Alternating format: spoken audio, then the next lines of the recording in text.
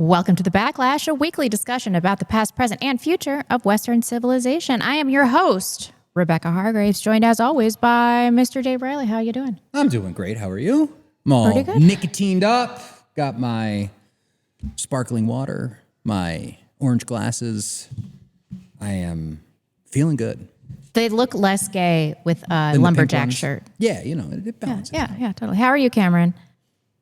Good. What's with the lumberjack shirts, man? Everybody in social media and like politicians wear them. I don't get it. It's Idaho. An Idaho thing. It's Idaho. It's an Idaho Oh thing. no, I think it's an American thing. Well, it could be. But I mean, you know, listen, we do need to start making some, like, look at this. Some patches. You need some patches. I got to get this patched. I've got like a hole right there.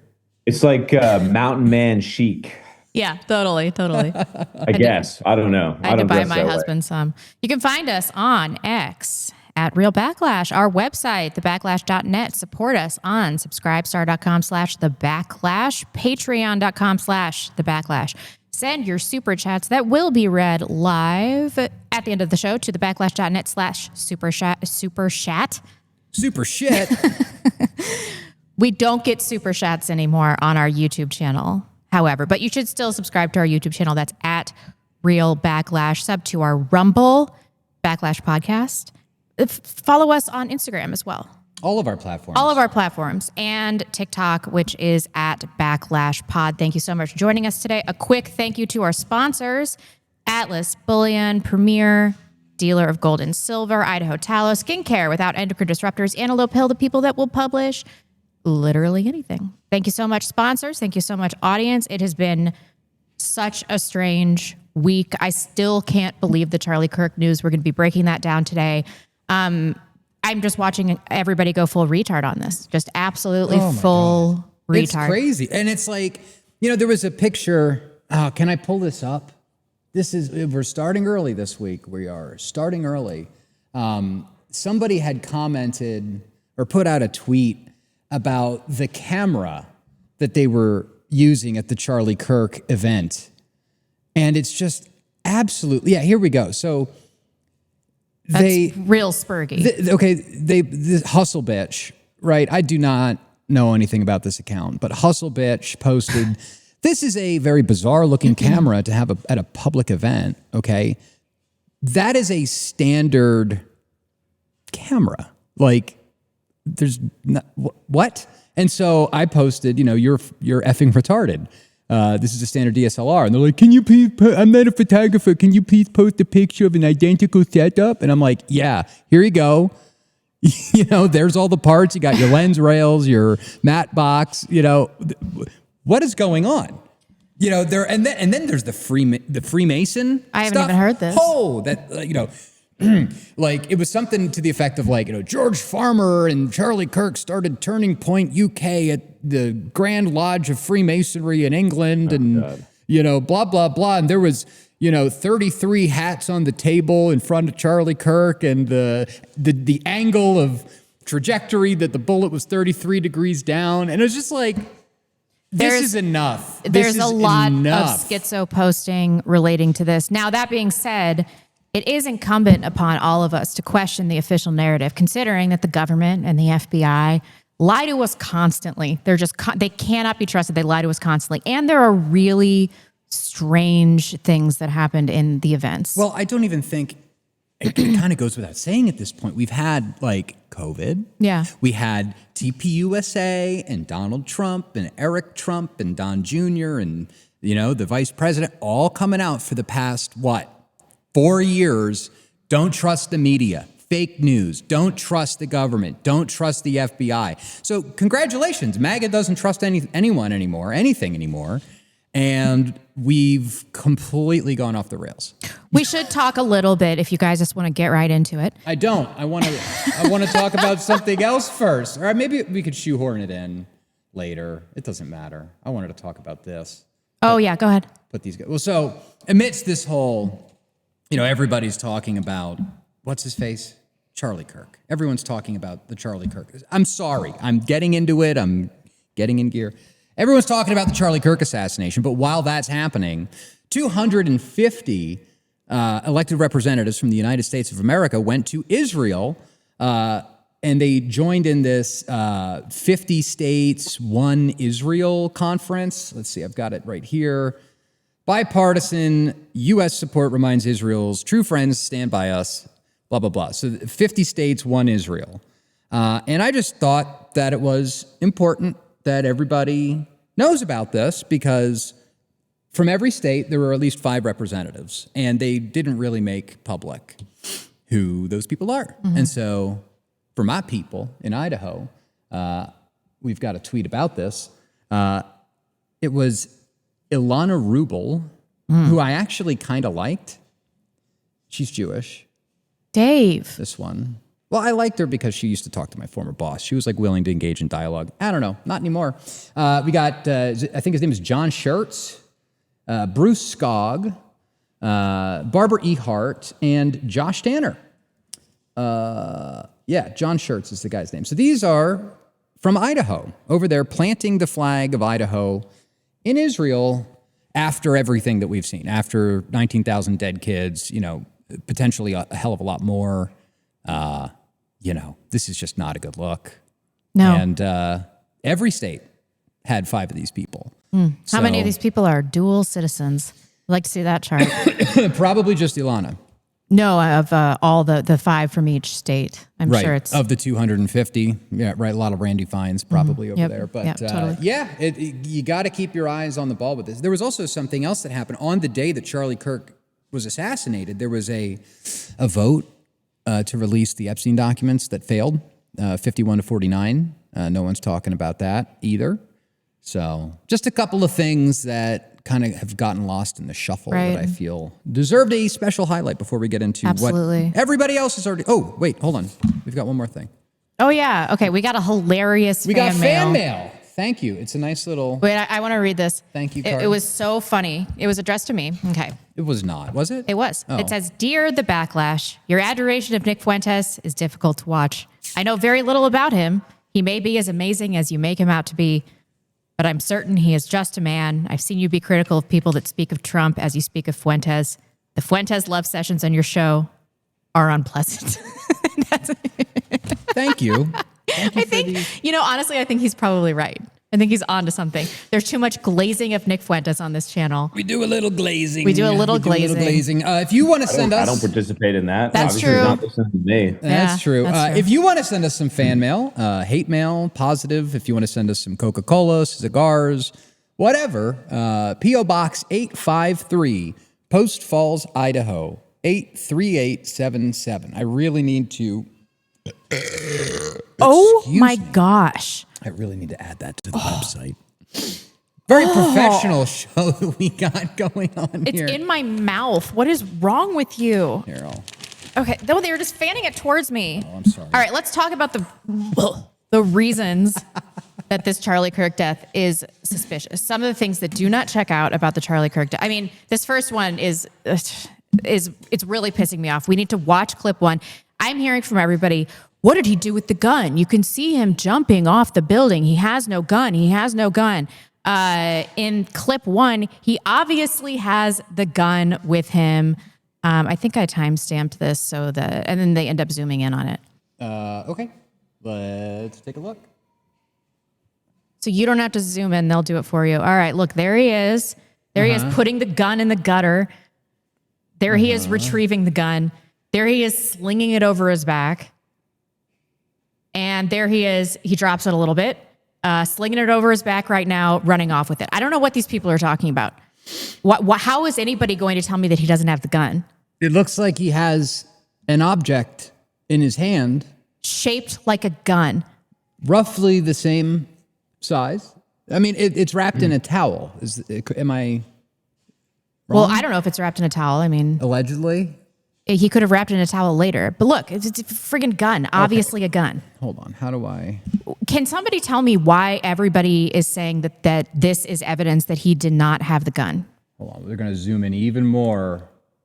There he is. Oh, look at that gun. Oh, yeah. That kind of looks like a gun. Look at that. Okay. Look at that. All right. Where did this even come from? I don't know, man. Probably the same people that are saying that the DSLR camera behind him was actually a gun. and that the front was the exit wound, and that it was an automated camera in the back. I've also heard theories that there were 4 Palantir drones flying around, and that one of the Palantir drones took him out. Like, the schizo posting has it's gotta stop. Here is something that's suspicious, though. The missing manifesto. I can get a little tinfoily about this. No. People are fucking confusing this too. Like, these people that shoot up the schools, they need a manifesto because it is fucked up to go shoot random people at like a school or at mass or something like that. They need a manifesto. They generally are not like live streaming mass. This, however, was propaganda of the deed. It was done in a group of people. 2,000 some odd people were standing there. He shot him in front of everybody. It was being live streamed, and it was designed to be consumed and watched by everybody. The assassination in itself was the manifesto. Yet they say that it exists and that it's been destroyed. Play clip 2. What? This is the first I'm hearing of this. Let's take a look. Written note? Did he write a written note before the assassination attempt? That's what the governor said yesterday. And what did that say? If you could. So share what I'm that able with to us? say. I'm sorry. So what I'm able to say is I addressed it partially earlier. Is that the written note we believe what did exist, and we have evidence to show what was in that note, which is, and I'm going to summarize, basically saying, the suspect wrote a note saying, I have the opportunity to take out Charlie Kirk, and I'm going to take it. That note was written before the shooting. Evidence of its existence, we now have learned, existed before the shooting, was in the location in the suspect and partner's home. But we have since learned that the note, even though it has been destroyed, we have found forensic evidence of the note, and we have confirmed what that note says because of our aggressive interview posture at the FBI. What? Was it written note? So why have they not released the contents? I don't want to hear it paraphrased. I want to see this. I think it's owed to the general public. Yeah. Okay, but the big thing that everybody's talking about, and I think that this is something that we really. Is this it? No, let's do clip 3. This George Zinn thing, I find highly suspicious. Now, as everybody knows, he has been charged with having child pornography. Now, I've heard the argument that this makes it less likely that he's a patsy. I think it obviously makes it more likely that he's a patsy because, being a pedophile is the only thing that is cancelable these days anymore. Didn't Stephen Paddock's brother was also found with CP? I've heard that this guy is Jewish. He is. Do we know that for sure? Yes. Oh, okay. And then I also heard that he said that sometimes it's just German, that he just took an opportunity to be a distraction because he hated Charlie Kirk also. That's bizarre. It's bizarre. Thinks like that? Nobody thinks that leftists quickly. do. That quickly? I don't know. I mean, I find this highly suspicious, but he has been charged with kiddie porn. And then... Go ahead. I was going to say, did you hear, and I might be stepping on your toes with this, but did you hear that he was involved in 9/11? I did. It's in this. Is it in this tweet? Okay, hold on. Let's pull the tweet up. Let's read it. Breaking: the man who originally took credit for Charlie Kirk's assassination. Wow, I can't talk today. George Zinn has now been charged with possessing child porn. Life comes at you fast, dipshit. ICYMI. In case you missed it, April 15th, 2013, George Zinn sent an email that 4 days after the Boston Marathon bombing to marathon organizers placing bombs at the finish line, which he later claimed was a joke. He was also used a few times in interviews remembering 9/11. Yeah, he did. He came out and said that as soon as I saw the towers come down, I knew that it was Al-Qaeda. No, you didn't. Nobody knew that. Shut the fuck up. Very strange. He's now been charged with kiddie porn. Why did he take credit and cause a distraction?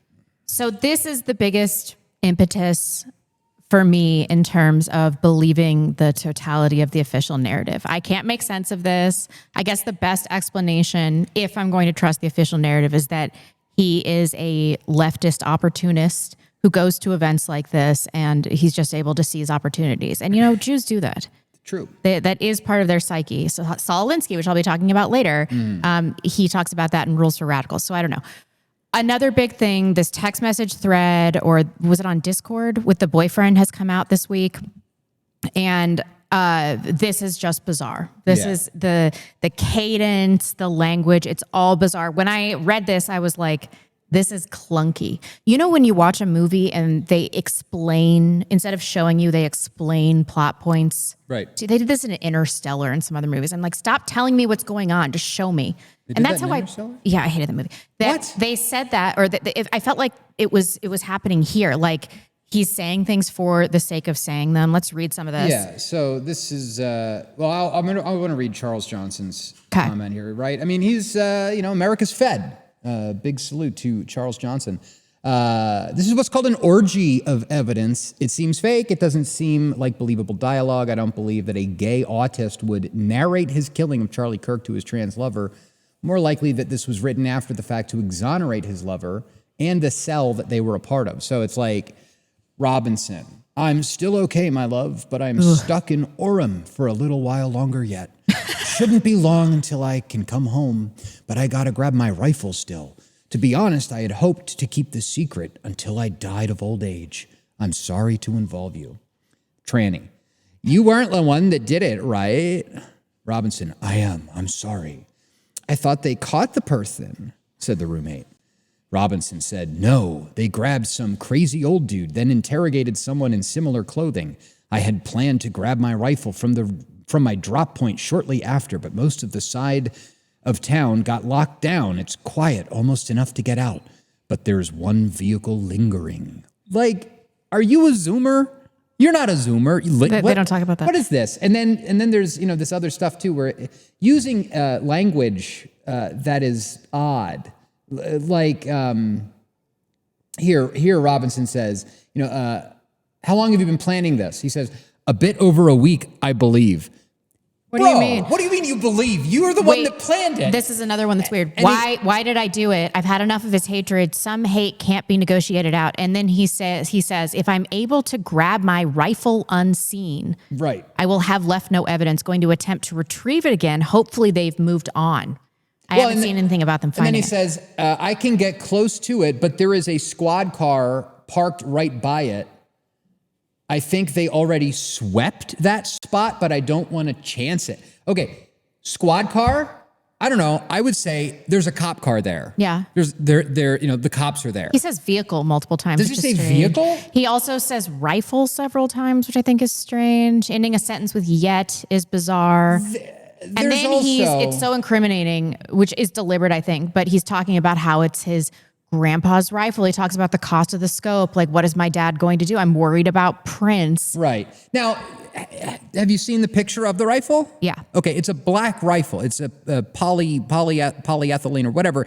It's a plastic black sporting rifle with the bolt action. If, like, my grandpa gave me a 30-06, I would be willing to bet money it would be made of wood and not modern plastic. Let me see if I can get a picture of it. Let's see. He also says, delete this exchange. My dad wants photos of the rifle. Grandpa wants to know who has what. The feds released a photo of the rifle. It's very unique. He's calling me right now. It's very unique. Very unique, yeah. Actually, no. No, it's not. That is not very unique looking at all. It is black plastic, looks like literally any other kind of sporting rifle that you could literally go pick up at a store right now. Then something else that I was willing to buy that this was scripted in that he was trying to exonerate this troon cell that is involved with the assassination of Charlie Kirk. But in this exchange, he also says, do you remember when I was engraving bullets? Which is really incriminating. If I saw my husband engraving bullets, I'd be like, what the fuck? Who are you going to kill? What are you doing? I mean, isn't that bizarre? Like, obviously, if you saw somebody engraving bullets, you would think that they're going to assassinate somebody. Didn't this recent troon engrave his bullets too? I don't know. I think he did. And I think it's a common thing in political assassinations. So if he were going to exonerate his boyfriend through this script, why would he say that? That is very, very strange. Very strange. Yeah. I don't know. It seems set up. It does seem set up. It seems set up with, with a bow on it. Yeah. With a bow on it. And do you have anything in here about the Discord stuff? What do you mean? So Discord got hacked today or yesterday or something like that. And so everything's out there. And I spent some time last night, I think it was at Ken Klippenstein, put out, why are you laughing? Klippenstein. That's funny. Did he? No? Okay. Son of a bee. This is what happens. Discord messages. Because there were screenshots that I saw from the group chats, and it did not look. Yeah, here it is. Oh, no. That's the one about the hack. Discord was not hacked. Oh, okay. So I guess that was fake. Cameron, what do you think about these chats? Do you think that... where I was going is that the Discord chats were like, oh, like, this is terrible. Somebody killed Charlie Kirk. Pray for him. No. It was like a gaming chat. It wasn't like a leftist chat. It wasn't like an Antifa chat. It was like a gaming chat that was pretty apolitical, actually, when you look at the stuff in there. I'm not buying this. True and Cell is my guess. I'm going to pull up his Substack. Cameron, do you think the FBI orchestrated this exchange? Or faked it? I don't know. I don't like to speculate on these things like you guys. I just don't know. But Here it is. what I will say is I don't buy the cover story. I don't. At least as it stands today, things could change. And to be fair, I haven't looked forensically at all of the evidence, in part because I like to avoid the detritus the first week or 2 weeks after, and then to try to re-examine things after the animal spirits have calmed down a little bit. But I think there's a lot more suspicious activity and circumstantial evidence leading up to the assassination that I find a lot more compelling, some of which we're going to talk about on the show later. So I don't want to, I'll tease it, but I don't want to get into it just now. But the cover story seems suspicious. Yeah. I'll leave it at that. Okay. Yeah, so here's the Ken Klippenstein stuff that he found. You know, then this is from the Discord. Charlie Kirk got shot, dead.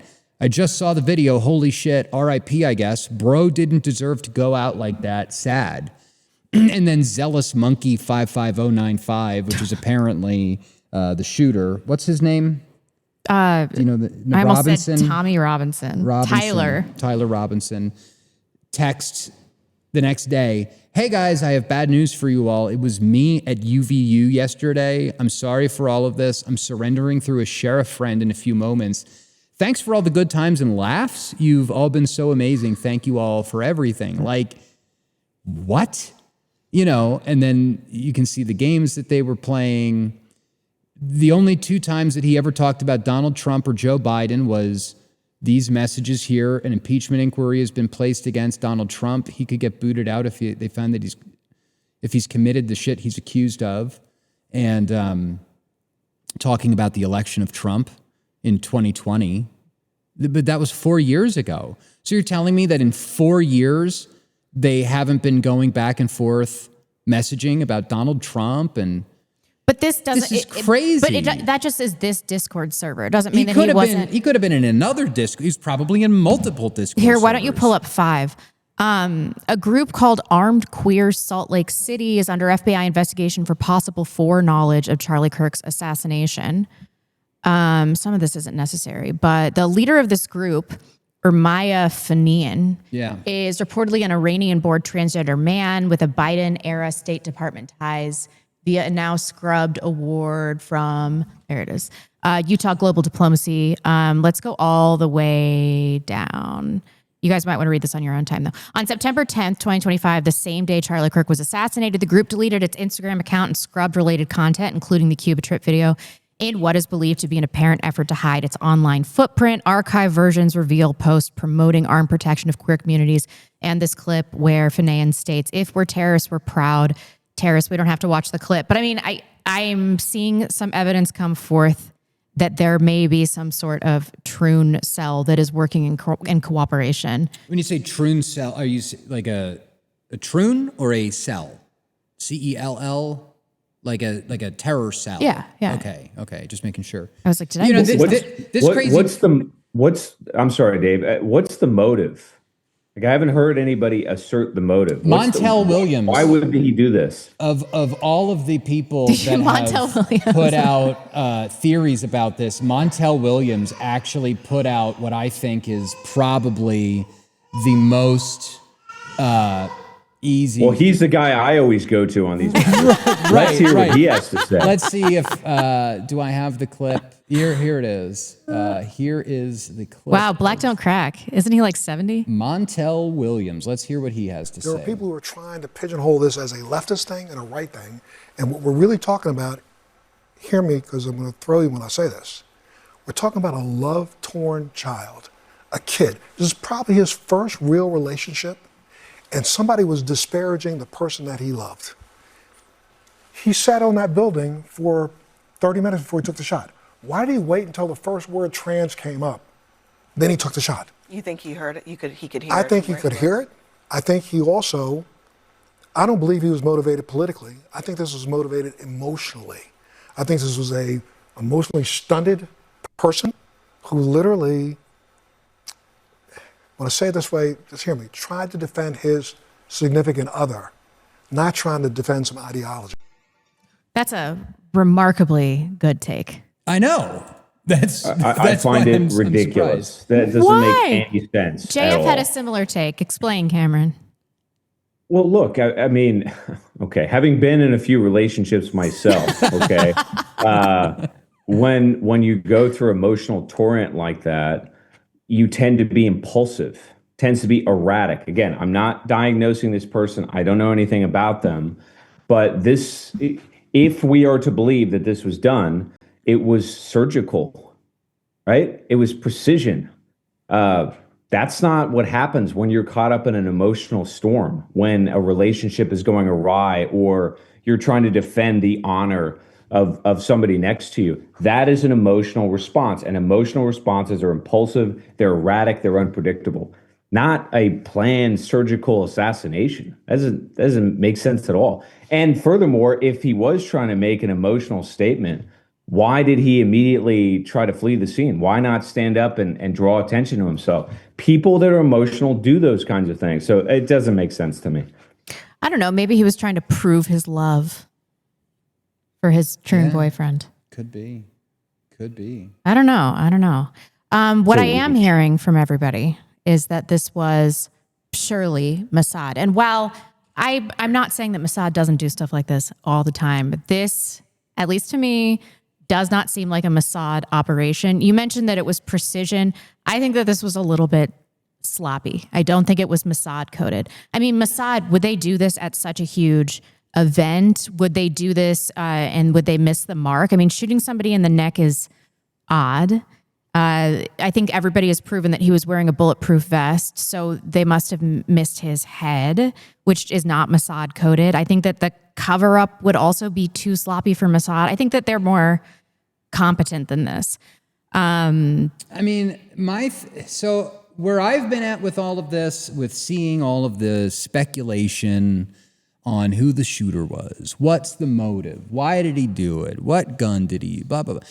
To me, that stuff is less important to me, whether or not Mossad had a hand in it or they planned it, or if it was like some goofy, I heard a theory today that it was, what did I say? Arctic frost, I think, right? Mm-hmm. There was this weird FBI probe into TPUSA that allegedly, some people are suggesting that there were terrorist cells set up by the FBI to carry out assassinations in the homeland.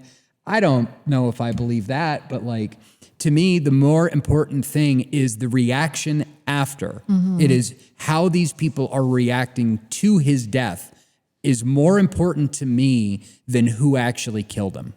Because it's more concrete, right? And so, for example, what do we have in the wake of his death? Well, Charlie Kirk Show, day 1, brought to you by Palantir. Day 2, brought to you by the Daily Wire. I mean, you've got, if I don't steal your show, somebody else is going to steal your show anyway. I may as well be the one to steal the show. And then, today we've got the Judeo-Mormons coming in with Glenn Beck. So you can see very clearly that, and within 12 hours, you had Benjamin Netanyahu, who's on the Would you say that everyone's using the death for their own cause? Oh. Which is an entire section later in the outlet. Dave?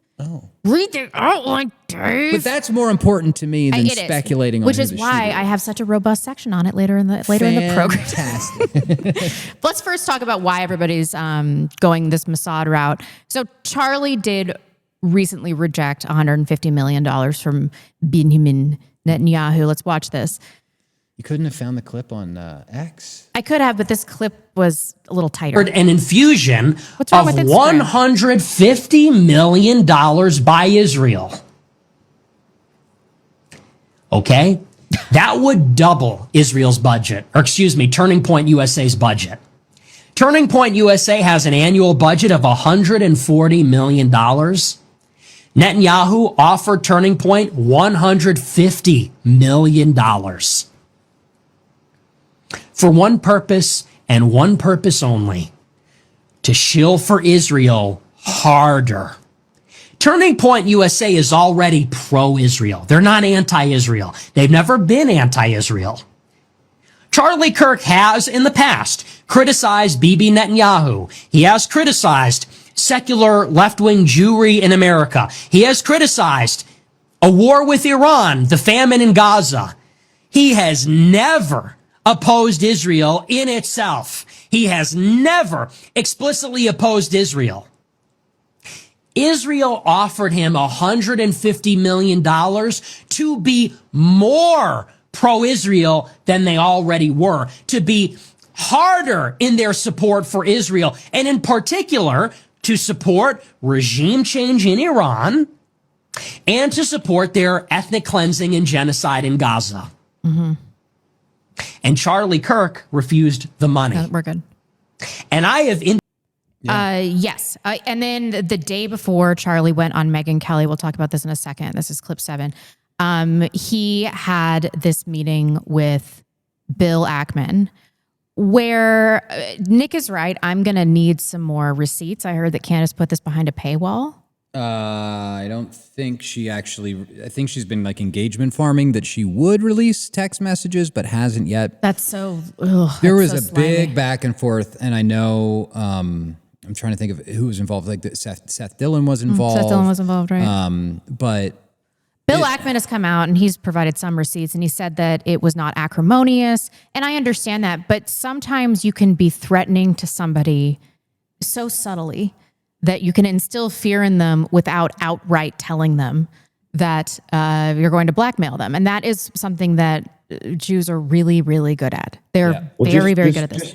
Just two things before you play that clip. I don't agree with what Fuentes said, okay? First of all, $150 million, that's a lot of money. That obviously represents the value proposition that the Zionists and Bibi Netanyahu placed on Charlie Kirk and his organization. That's not a small chunk of change, okay? So that's the first thing. The value that they see in what he's doing. The second is they weren't asking him necessarily to be more pro-Israel. They were perceiving correctly that they were losing control of Charlie Kirk, that they were losing control of Turning Point USA, and they were trying to corral him back into their corner. And they're feeling the pressure. They, again, meaning AIPAC, Israel, the Israel First community and lobby, their perception is correct that the MAGA base, which ultimately Charlie Kirk represents, was increasingly disenchanted with Israel. And remember that Charlie Kirk is not a leader. He doesn't advance points of view. He's a reactionary. He always has been. He's been pushed in different directions by people like Nick Fuentes. And what was happening, as far as I can tell, is that Kirk was very sensitive to the success of his organization and his own credibility, which were actually on the descent, not on the ascent, because Trump has completely capitulated to Netanyahu. So if anything, I think they were trying to stay the damage, and that's what that $150 million represents. But either way, that suggests that the value proposition to AIPAC and to Benjamin Netanyahu is very, very high. And that suggests that if he did step out of line, and it seems as though he did, that now you have a motivated agent, a motivated actor that could potentially take action against him. I think that's a good analysis. Yeah. I mean, yeah. I don't really know what the difference is between those two takes, but yeah, I mean, obviously Turning Point USA was the instrument by which Israel was attempting to get the youth. And under Charlie Kirk's watch, the youth became more and more and more anti-Israel. Of course. And so they are trying to get him to do something to stop the bleeding. Right. Period. And so, you know, there is this angle of like, this is kind of how the mafia works, right? Where it's like, you don't take the bribe, you get killed. Yeah. But at the same time, you know, that is a fairly, I don't think that's very schizo as far as the theory goes. No. But at the same time, it could also just be that some goofy, weird guy from Utah with a troon girlfriend, boyfriend, whatever, was off his rocker. I mean, it's also possible that it was a cell. There's a lot of possibility. I just don't know. There are a lot of possibilities. You're exactly right. And I'm not suggesting that this was an Israeli operation. I have no idea. I don't know. Right. But I asked earlier, what's the motivation? What's the motivation? You didn't have an answer because it's not clear what the motivation is other than some vague notion of romantic love, okay? Which I don't think is very compelling. On the other hand, because you've never loved a troon. You don't know. And on the other hand, we can put a monetary value on what they associated with Charlie Kirk. $150 million. $150 million, right. Yeah. And That's a lot of Charlie money, Kirk has folks. taken that much money from Israel probably many times over before. Well, yeah, I mean, the current budget was $140 million, and a vast majority of On an annual basis? Yeah, and the vast majority of Charlie's funders were people like Bill Ackman. It was Miriam Adelson. It was, you know, all of these. Who's the guy from Home Depot, right? What was his name? Bernie Marcus. So Bill Ackman confirmed that he hosted this meeting with Charlie on August 4th and 5th. And here's Charlie talking to Megyn Kelly the very next day on August 6th. This is clip 7. The Candace Owens clip? Yep, that's right. Okay, God forgive us. Okay. I'm an American citizen. Yes, I want Israel to win. Yes, I'm a Christian. But like some of the mess, and you've seen how I've been treated, Megyn, by some, not all, by some. No, it's very irritating. It's been almost so as if unfair. you, They were coming after you after Turning Point for, among other things, that you had Dave Smith there. Dave Smith is allowed to criticize Israel. You had both sides. The Israeli side was overrepresented. Though. No, you're not allowed to. It's even worse than that. Again, I just want to repeat for the 5th time. I love Israel. I want Israel to win. But my moral character is now being put into question, Megyn. Not my decisions. Not like, hey, are you doing this? Is it smart or is it dumb? But no, I am a bad person if I do this. And I could go, I mean, you saw it, Megyn. It was trending on Twitter, thousands of tweets and text messages. And if I were to be charitable and generous, I will say the people that are attacking me are in a hyper-paranoid state because they're at war, and war tends to make things black and white, and you're a hammer looking for a nail. So I'm trying to be charitable, Megyn. Literally, I'm trying to cut as much slack as I can, right? Like, okay, what would it be like if all of a sudden I'm starting to see a pattern of behavior similar to what my grandparents saw in 1930s Germany online? How would I behave? So that's like my charitable kind of overcompensation spirit. At the same time, I'm like, but it's not defensible to be dumb, right? I mean, I have kind of a hot take on this. Go ahead. It's been a week. Can we talk about this? Yeah, go ahead. I mean, it is fair for your moral character to be called into question if you've been running cover for Israel for 11 years. That is and it pisses me off that he only became irate about the situation when somebody called his personal, this is egomaniacal, when somebody calls his personal moral character into question. That's when he can no longer take it anymore. He can't, this is the last straw. It's like, well, it is a reflection of your moral character to be entrenched with these people, to be involved with these people that are committing genocide. But his moral character wasn't being called into question because he was in bed with these people and running cover for genocide. Right. It was because he was allegedly questioning Israel and second-guessing their decisions and their behavior. Yeah. Actually, that's not true. That's not true. And you guys know better than that because Fuentes, Vince James, Dave Riley, Rebecca Hargraves, you guys have been criticizing, deservedly so, or appropriately so, Turning Point USA and Charlie Kirk for a long, long time. So actually speaking, he was under attack from both sides. And this is the point I tried to make earlier. Charlie Kirk is not a leader. He's not avant-garde. He's just a reactionary. And what happened to him is he got sandwiched between two groups and he didn't know what to do. And he sensed that his organization, and this is the point I was trying to make earlier, that his organization was imploding. He was bringing on people like Dave Smith and Tucker Carlson because the conservative movement, and I don't like that term because it's bullshit, has been trending away for the last, I would say, 5-6 years. I mean, this is not a new phenomenon. One of the things, and this is the overarching point, Rebecca's 100% right. It has been my experience in life, and I think both of you would echo this, that people communicate pretty unambiguously who they are in about 90 days.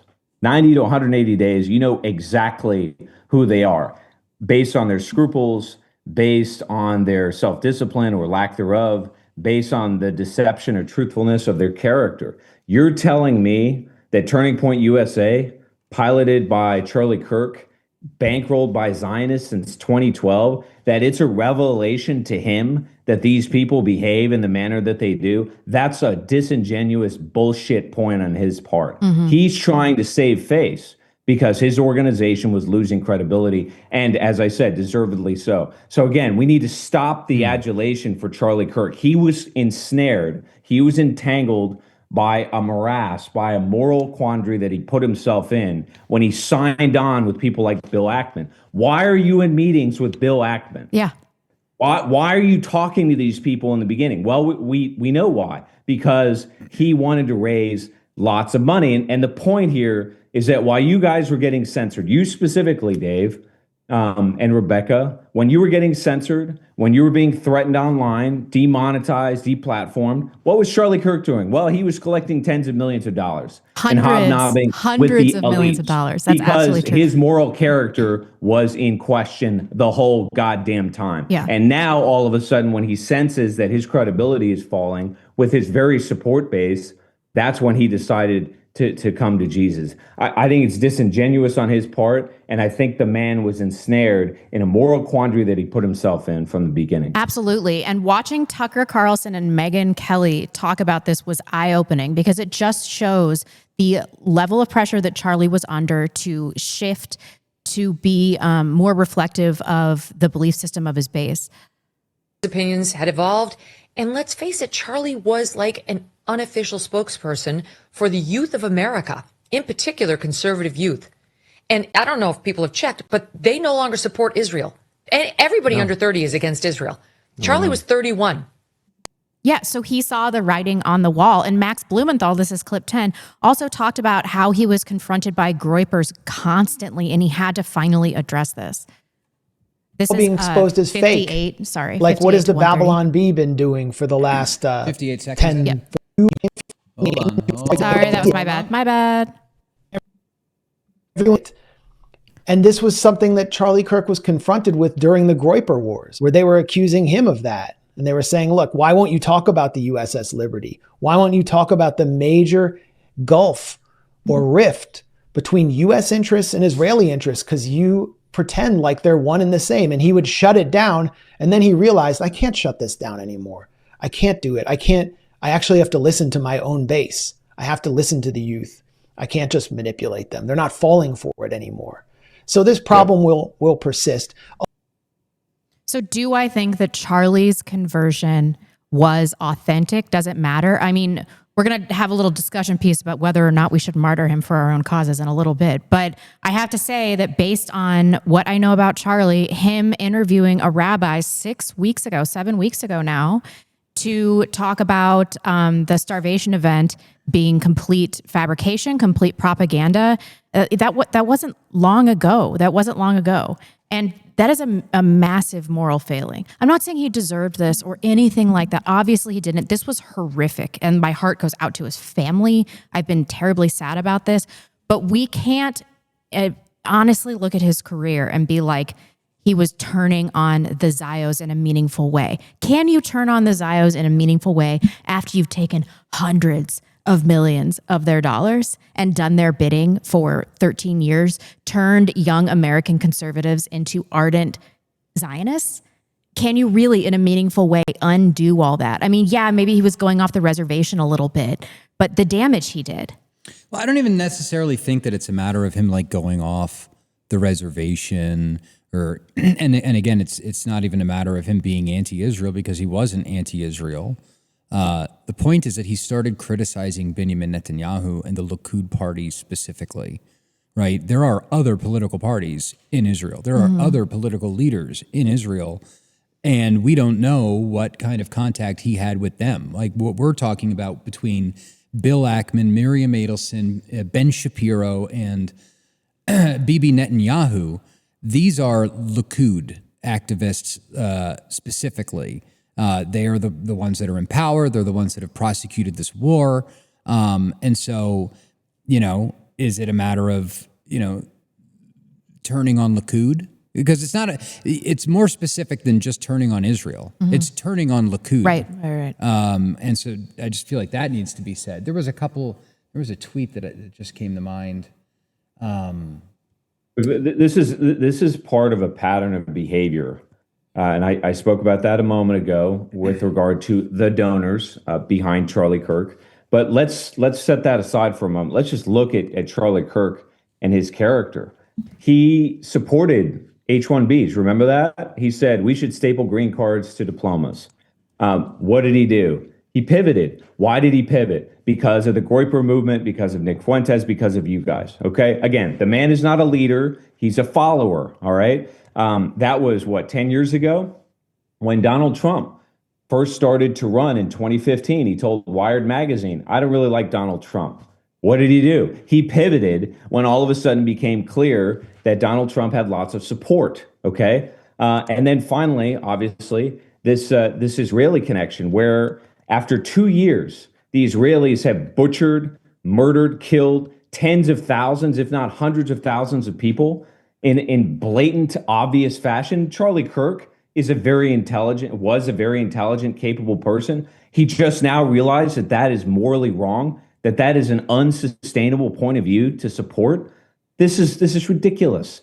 This man was ensnared because of his own character or lack thereof in this particular case. That's why he associates with like Ben Shapiro, who do not give a damn about the interests of the United States, who don't care about our national identity, but who represent a foreign power. And ultimately, that's what Charlie Kirk represented for the vast majority of his political career. And why did he do that? Because he wanted the fast track to success. He never gave a damn about the truth until he was held accountable by his own support base. That's when he changed. And let that be a lesson to all of us that we can continue to put pressure on the supposed leadership of the conservative youth to continue to move right and to move in the right direction. And that's what happened to Charlie. I mean, whether or not his conversion was authentic, it does represent a meaningful position for us. Yeah. And, a lot of good it did him taking all this money because the day after he died, right, Ben Ari Grossman wrote this article, The Wrong Kind of... September 13th, 2025. The Wrong Kind of Friend, Rethinking Charlie Kirk's Support for Israel. And they go on to basically call him an anti-Semite. Yep. And here it is. Charlie sold his soul to them, supported their genocide, engaged in psyops, and they still killed, Adam thinks that Israel killed him for starting to question and then attacked him after his death. Don't work with Zionists. You sell out the country, you put yourself in a precarious situation, and it's very difficult to get disentangled from that afterwards. Let's talk about anybody that has attended a Republican event, anybody that's gone to CPAC, anybody that's gone to an RNC convention, what you will see is a political party in the Republican Party that's completely cowed, that is completely compromised and sold out to Israel. You'll see Israeli flags everywhere, okay? Charlie Kirk knew what was going on the whole time. I guarantee even at the age of 20 years old, he probably knew what was really going on. But he made a decision, and that decision was, I want to climb, I want to ascend, and therefore I'm going to bank on the power structure. And I'm going to ride that train as high as I can. And you're exactly right, Dave. Eventually, he got caught up in it, tried to free himself from it, and we see the results. And this is very important for all of you watching and listening, because the man sitting in the White House, in my opinion, has made exactly the same choice. And I think the results will probably be similar, I'm sad to say. Let's talk about how everyone is using Charlie's death for their own cause. Can we pull up this clip of Netanyahu addressing these accusations? It's clip 11. Yes. This is a worldwide problem. The people on the on the extremes, the Islamists, the radical Islamists, and their union with the ultra progressives, they often speak about human rights. They speak about free speech, but they use violence to try to take down their enemies. Whether it's President Trump, who's been almost assassinated twice, or they try to kill me here too. But they got Charlie Kirk, and it's just heartbreaking. This is a worldwide. I mean, how did he turn this into something about radical Islamists? And there's another clip of him with Gretchen von. Help me out.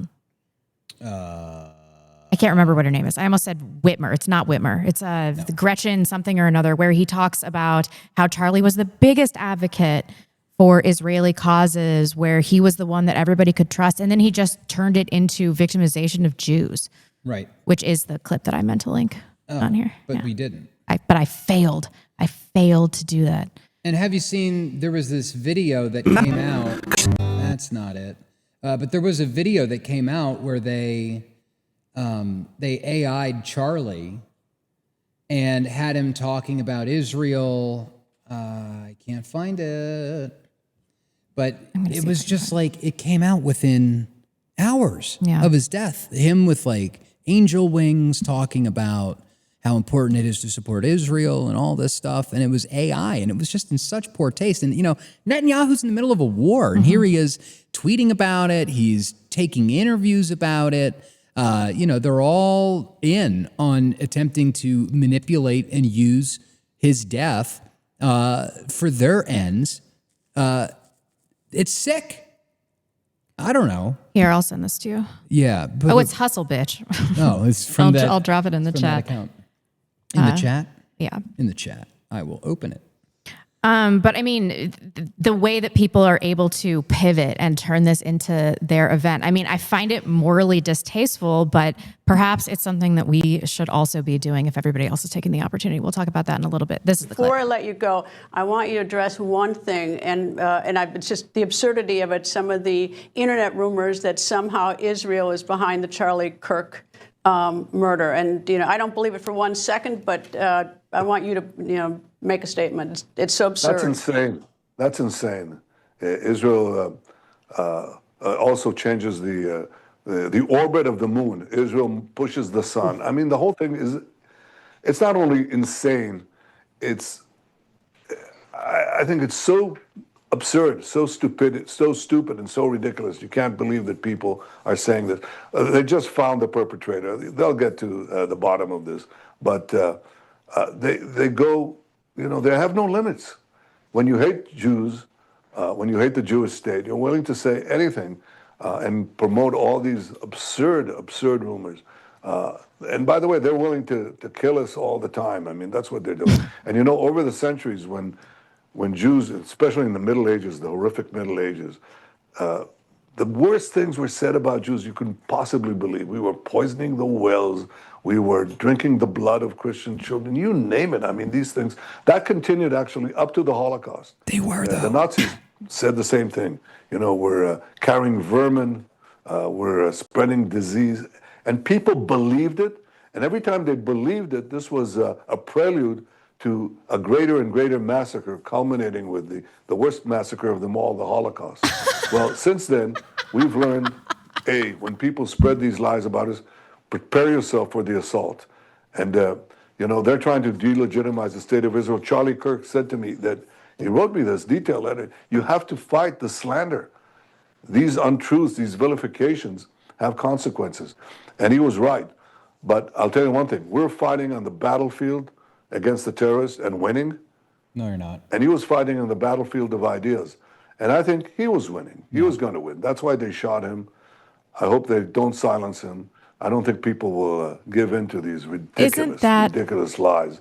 Isn't that a master class on Jewish psychology right there? He just talked for like 3 minutes about Jewish victimization historically. He brought in the Holocaust. Right. What did he say? He said like two things about Charlie. Well, first of all, I mean, he opens up with this like, oh, well, that's insane. It's insane. These people never go. Okay, well, if it's so insane, then why is there an entire fucking Wikipedia page list of Israeli assassinations dating all the way back to the beginning of the state of Israel, and it goes, and goes for fucking ever. I mean, we're only up to 2004, and we're going. I'm going to go all the way to the end of this thing. And furthermore, when you look at what happened in America, JFK, MLK, RFK, right?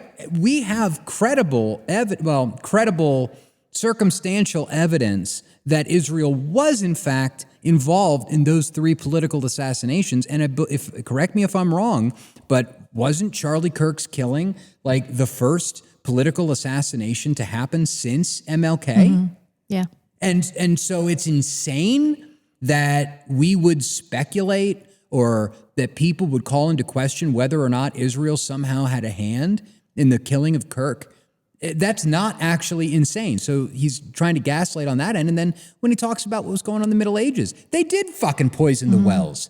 They did kidnap St. Simon of Trent and murder him. Yep. And there was another one in England. I can't remember his name right now. Another little saint. This happened. That's real. And the Holocaust really isn't. So that's going to get me in trouble. Nah, it's fine. That's going to get me in trouble. But it's true. I'm sorry. And everybody's finding this distasteful. Let's pull up 12. Even Tucker is like, no. And Candace also ripped him a new one. Let's see. BB, not Tucker. I think the reason that Charlie was able to bridge the gap, particularly in foreign policy, is because he had, for example, genuine affection for Israel, which he expressed to me in private many, many times. Like, I love Israel. Gretchen I don't think we should have another forever war, regime change war against Iran. And I think that made complete sense to me. I sort of agree with that, actually. And so it allowed both sides to talk to him because they felt like this person doesn't hate me. It doesn't need to get existential. It's not about disliking me or some weird bigotry. But I don't think it's helpful for people to jump in, particularly foreign heads of state, to say, this is what, he lived for my cause or whatever. That's disgusting, actually. Don't do that. That turns everybody off. You don't help your own cause by doing that. And it's also literally untrue. So I just hope that we can continue in, I'm not exaggerating, the spirit that he operated in, which is one of love for other people, including people we disagree with, and don't make it, as small bore as that. And that doesn't help. Yeah, so one of the issues, Tucker, I agree with you. Okay. And then, of course, have you seen Pam Bondi? I almost called her Ham. Coming out in the wake of his death, talking about establishing hate speech Attorney laws. General Pam Bondi drawing criticism from both Democrats and Republicans for comments she made on Katie Miller's podcast yesterday, talking about Charlie Kirk. There's free speech, and then there's hate speech. And there is no place, especially now, especially after what happened to Charlie in our society. We will absolutely target you, go after you, if you are targeting anyone with hate speech, anything. And that's across the aisle. The Attorney General later forced to clarify those remarks, posted on Twitter, quote, hate speech that crosses the line into threats of violence is not protected by the First Amendment. It's a crime. Free speech protects ideas, debate, even dissent, but it does not and will never protect violence. It is clear this violent rhetoric is designed to silence others from voicing conservative ideals. Of course, No, it's designed to force people to not criticize Israel. That's exactly what. Yeah. So that's how they're going to use this angle, of course. And I don't think that Trump cares about this at all. I mean, there's this clip of Trump. She got some backlash and had to clarify. Oh, wow. She did have to clarify. Well, that's obviously what she was talking about. No, it's not. Across the aisle. She wants they all want anti-Semitism laws. Yeah. To be criminalized.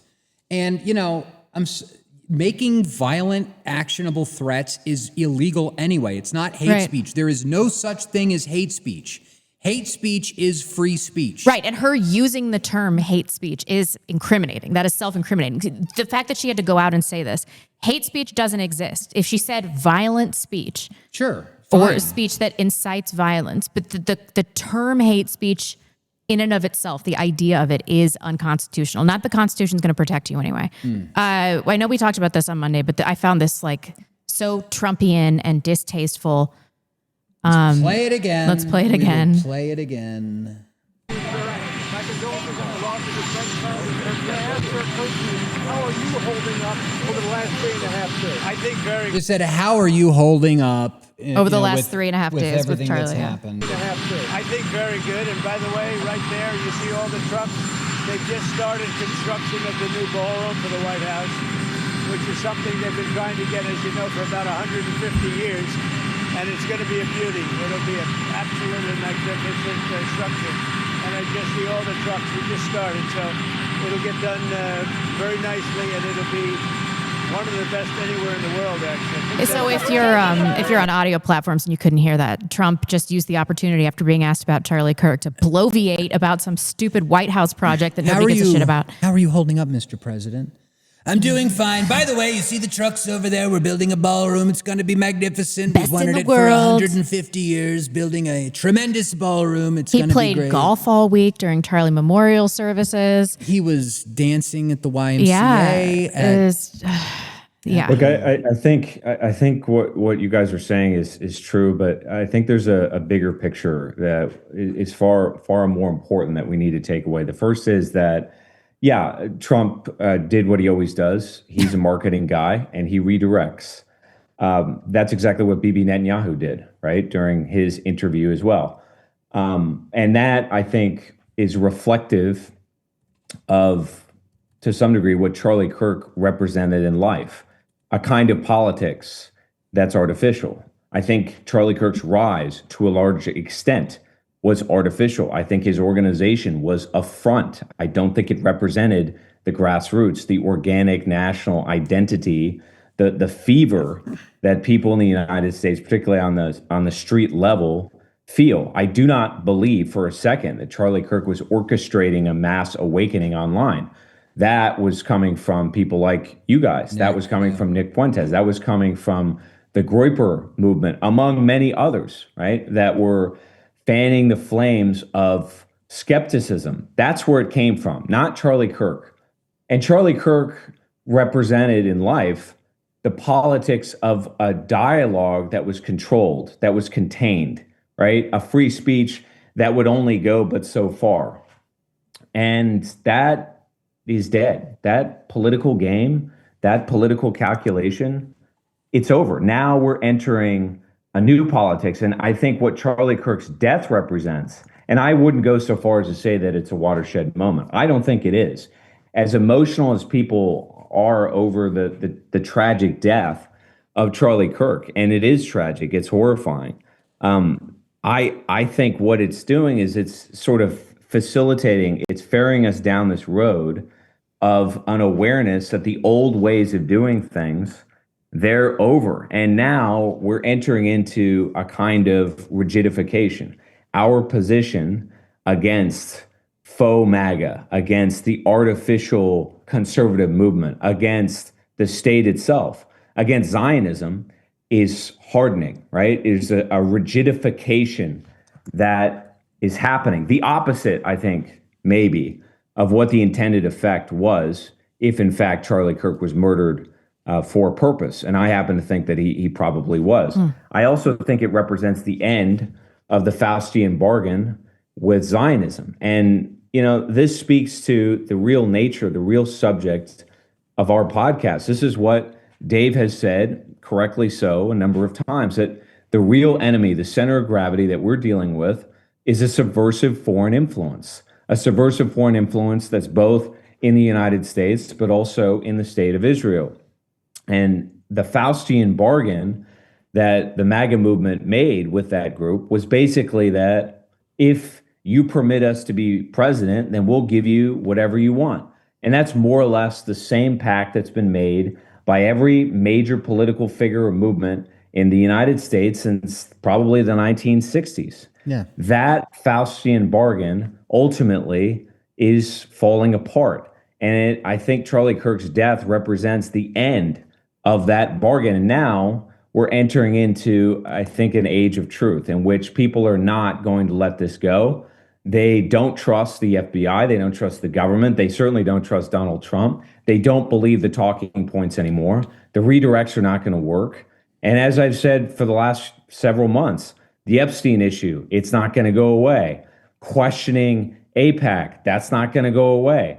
This sort of festering sense that the United States is at a tipping point, that we're facing an existential moment, which we are, that we've got to kick into gear and build something that transcends politics. That's what Charlie Kirk's death ultimately represents. The politics that he practiced are over. Now we're entering into something else. And I think you're going to see a lot more collateral damage in the wake of that shift into a new direction. Right. And not only that, but there's something happening. I found this AI slop clip that I kind of want to play just to like read it into the record in case it gets deleted. And I'll at least memory hold. I'll at least know that it's on the show and I can go back and find it. But you know, I do in a way I do disagree a little bit about this being a watershed moment, just because over the last week, it's been 1 week. I have, sorry about that. I have received phone calls from moderates, from establishment people, from, down in Boise and other places that I never thought that I would be getting the call from, where they are finally getting it. They're like, okay, I understand what's happening now.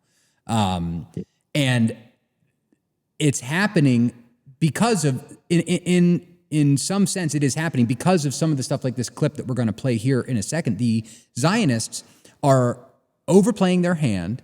They are so fanatic and crazy, and they are pushing so hard. Netanyahu on TV, the tweets, the articles coming from, Jerusalem Post or Haaretz or wherever they were coming from. They are making a tremendous error, and I'm kind of happy that we have like a smaller show, because never interrupt an enemy when they're making an error, right? Yeah. So, and it's even at the local level here with that Zionist church. Mm-hmm. I was at a meeting last night with like 30 people, young men, all men, never had anything like that happen before. Like these types of meetings are getting put together, and we're going out. This was a normie conversion event. Yeah. And one of the people that was at this event was telling me that they used to go to the Zionist church. And it was specifically because of the way that pastor was talking and pushing that drove him out of the church. And not just him, the kids. This is a grave, let's watch this. I have some follow-up, but this is a great, I agree with you. I think this is a grave miscalculation. And it's great. Please keep going. Yeah. Please keep doing what you're doing. This, and then it's I got something fantastic. To say. Don't worry about me. I'm in a better place now. But America and Israel, from this day on, will never be the same. This is the wake-up call. They tried to shut me up. They couldn't stand a voice that didn't sound like theirs. And that's exactly why we have to fight. We exposed the lie. I spoke the truth, and they hated every second of it. I know you guys are hurting. It feels like you lost me. But you didn't. You can't kill an idea. You can't murder faith. Spirit doesn't break. They mocked me. I kept going. Tried to silence me, I spoke louder. They warned me, no way. Truth's worth the price every single time. America was built on faith, on freedom, on family. Same with Israel, standing tall, fighting back, never backing down. That's our bond. That's our story. Here's the thing. Did this go Those who mega tried viral? to scare me only made How me viral are we stronger. talking? Those who tried to silence me proved I was right. So I'm asking you, don't go quiet. Don't bend.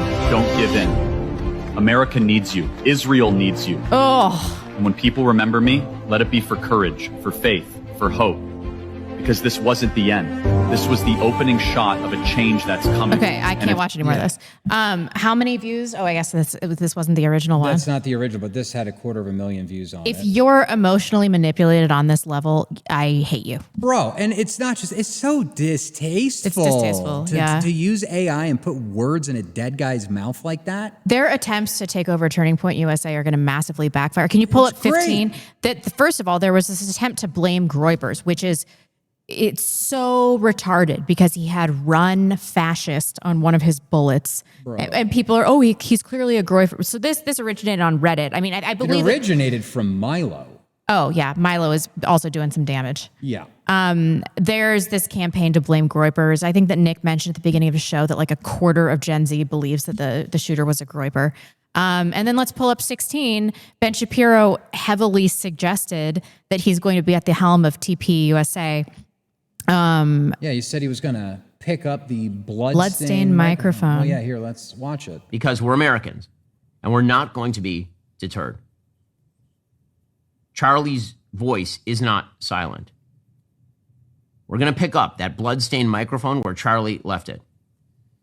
Because we're Americans. Now, if Ben Shapiro, I actually advocate for Ben Shapiro taking over Turning Point USA. I think it would be fantastic because he's going to come up. I think I read this from England, so I don't want to rip him off, but he is totally right. He's going to come up with his Mossad sniper security team.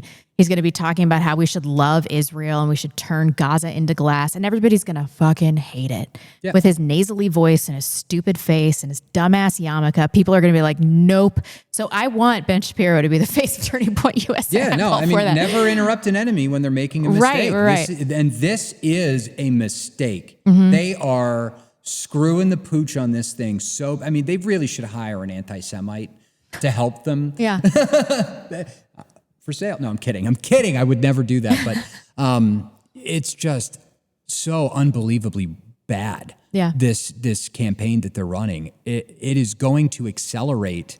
It's going to accelerate this stuff. And there was actually a post, which I should be able to pull up fairly quickly here. Have you seen, he does this YouTube channel called like History. He analyzes history to kind of predict Is it Zoomer future historian? events. No. It's like this like Asian guy. The predictive history, that's his name. And he's got a point. We have the technology to do this. So Israel could do it this secretly and no one would talk about it. And in 20 years time, 30 years time, the population of Gaza would all be gone. It would be a very secret, right? Instead, they choose to do this in front of the world. And my argument to you is that this is intentional. They want the world to hate them. Because by doing this, they create the ultimate taboo, right? We find this disgusting and contemptuous, so the entire world will unite against Israel. But guess what? That's what their religion wants. In the extreme form of Jewish eschatology, or the religion, they believe that at the end of the world, Israel will fight the entire world and God will help Israel triumph in the end. So what's really happening in Gaza is that there are extremists within the Israel government who want to accelerate the process of the end of the world where Israel will face the world. And if you think about it, the entire idea of this ritual sacrifice is to unite the Israeli population. And what's extremely disturbing and horrifying about it is that this works. Why? Well, let's use an analogy, okay? The analogy is this. In Chinese history, the most popular military stratagem is to fight with a river behind your back. You guys have heard of this strategy, right? Where, an army is losing, it's being scattered by the enemy. So what the general does is forces the army to retreat to a river. And now with a river blocking your escape, you have a choice. You can either drown in the river or you can fight to the death. And most soldiers will choose to fight to the death. Burning the fleet. At this point, the soldiers are unified. They're galvanized. They're energized. And then they find a surge of energy to go and destroy their enemy. So that's basically the whole gist of the thing. But there's kind of an element of that going on, isn't there? Do you think this is true, Cameron? No, that's a failure. It's a failure. It's elegantly structured, and Dave's right. There is an element of truth to it. He's right about eschatology, and he's right about the Jewish psyche in that sense. They do perceive themselves to be separate and distinct from the world, and they do perceive at any moment that the whole world could be an enemy, right? This is a sort of paranoia that fuels their revolutionary character. But actually, a better explanation, a better understanding of this comes from Dave's old boss, E. Michael Jones, who wrote about it in The Jewish Revolutionary Spirit. One of the things that I talk about on my YouTube channel, and I've written about extensively, is that all peoples ultimately are archetypes, right? There is a kind of reversion to the mean. A couple nights ago, I was in Poland, and I went to a very special event that was the commemoration of a famous battle that was fought 1,000 years ago. And that battle is more or less the inception of Poland as a country. And there's a nice mosaic there, and there's the Polish eagle that you'll see, which goes back to their history. And then throughout the course of the night, I spent time, and I've been to Poland a few times, and I have many, many friends who are Poles. And the Poles, if you've ever been around them as a group, they're very communal. They like to drink, they like to sing. There is a particular Polish character. There is an archetype. There's a togetherness that you feel. This kind of sentimentality you will see in all peoples across the world. You'll see it in Germans. It's expressed differently. You'll see it in Czechs. You'll see it in Colombians. You'll see it in Spaniards. And I've been to all these countries, and I've been very blessed to interact with a lot of different kinds of peoples. What's the Jewish archetype? What is it?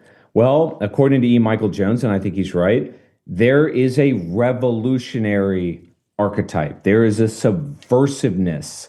And that subversiveness is a gun that doesn't stop going off. It's constantly firing in all directions. And that's the problem with the analogy that we just saw, is that it imputes to them a sense of rationality and a forward thinking that many people in our space attribute to them. You guys too, all the time.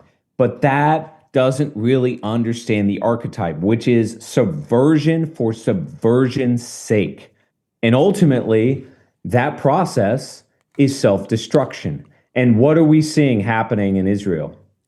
We're seeing the destruction of the Israeli state. We're not seeing the Jewish population unify around Netanyahu. His government is in flames. The reason why Netanyahu is so obsessed with American politics, and with Donald Trump in particular, is because we are the lifeline.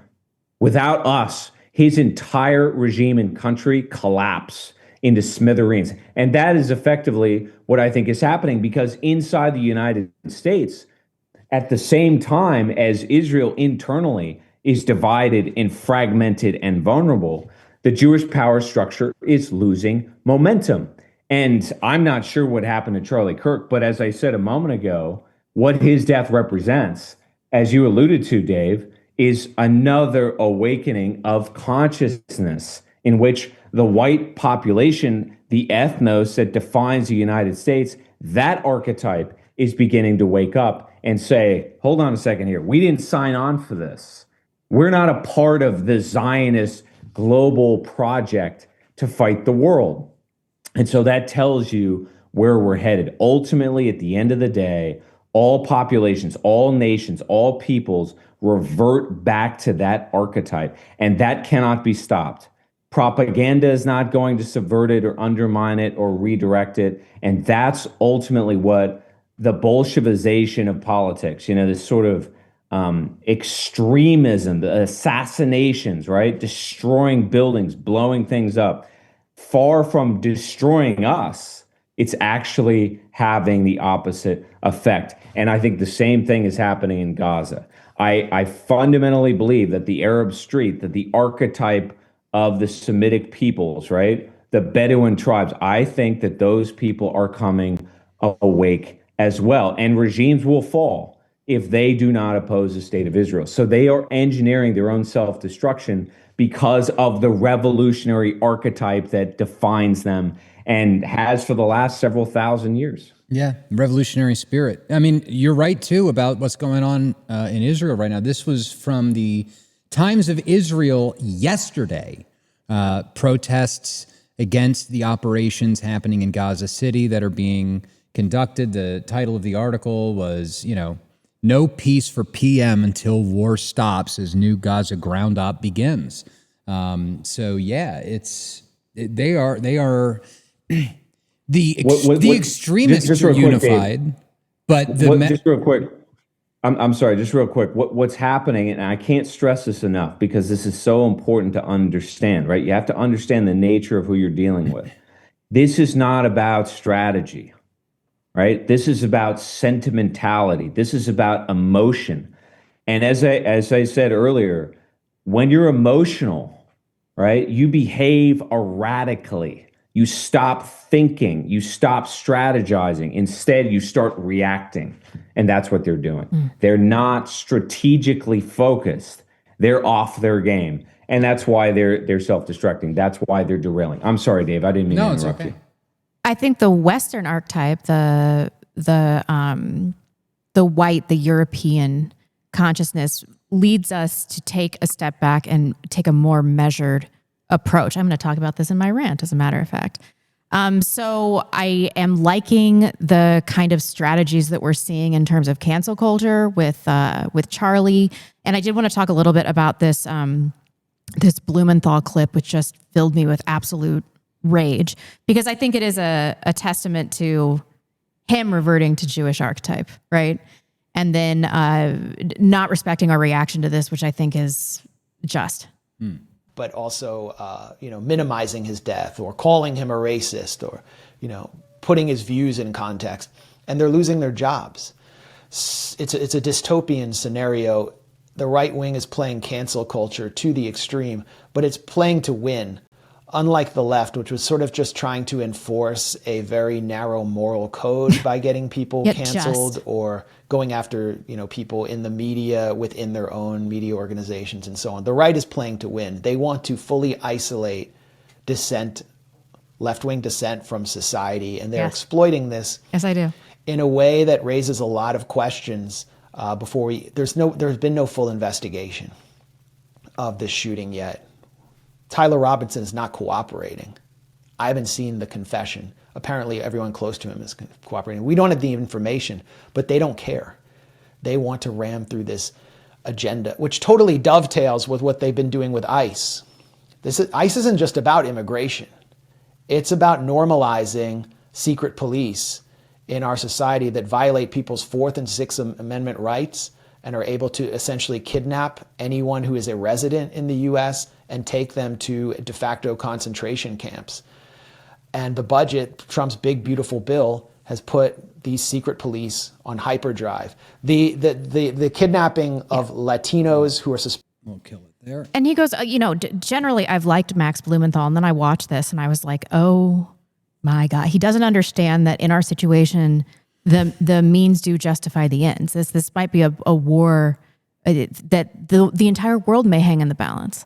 He didn't make the criticism, but the right weaponizing cancel, if the right was weaponizing cancel culture over the Israel thing, which they've basically been doing, that's what happened to me in 2021 and 2022, and again 2023 when I got fired from the Idaho Freedom Foundation.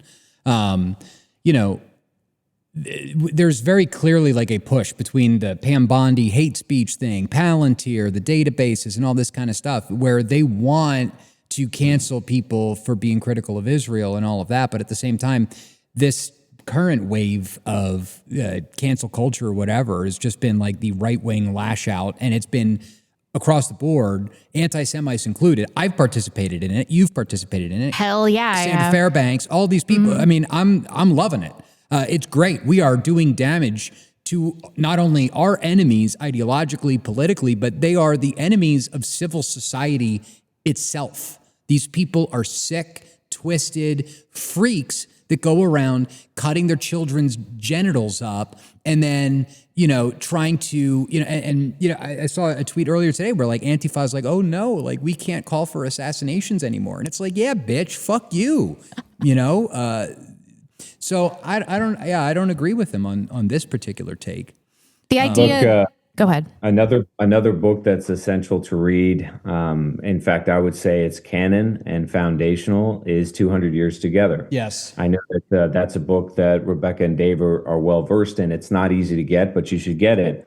In that book, there's a lot of information. It's like 800 pages, but the Jewish revolutionary character is, I think, examined. I think it's described. I think it's characterized in ways that you probably won't see anywhere else. And this is just one quote of many, but just listen to these two sentences. He says, "Let this serve as," he's quoting people in the book in this particular paragraph. He says, "Let this serve as a basis for an autonomous action of the Jewish mass. We are obstinately pursuing our goal, the destruction of the current political regime." Now, how are you supposed to engage in dialogue? How are you supposed to mollify a revolutionary character, a revolutionary spirit, again, to use Michael Jones' term, that wants the destruction of your entire society, of your identity, of the foundation of the world that you live in? And that is ultimately what you see on college campuses, the radicalization of these very, I think in many cases, fragile, vulnerable young people who may be a little bit different, maybe a little bit weird, and in inciting in them a sense of hatred. Oh, no. Oh, no. No, Cameron. He'll come back. He'll be back. This does lead perfectly into the piece that I wrote. No, geez. It does. Oh, well, I'm saying, oh, geez, because he's not here. A very unflattering clip for him to be frozen on, too. Yeah. Wait, it does.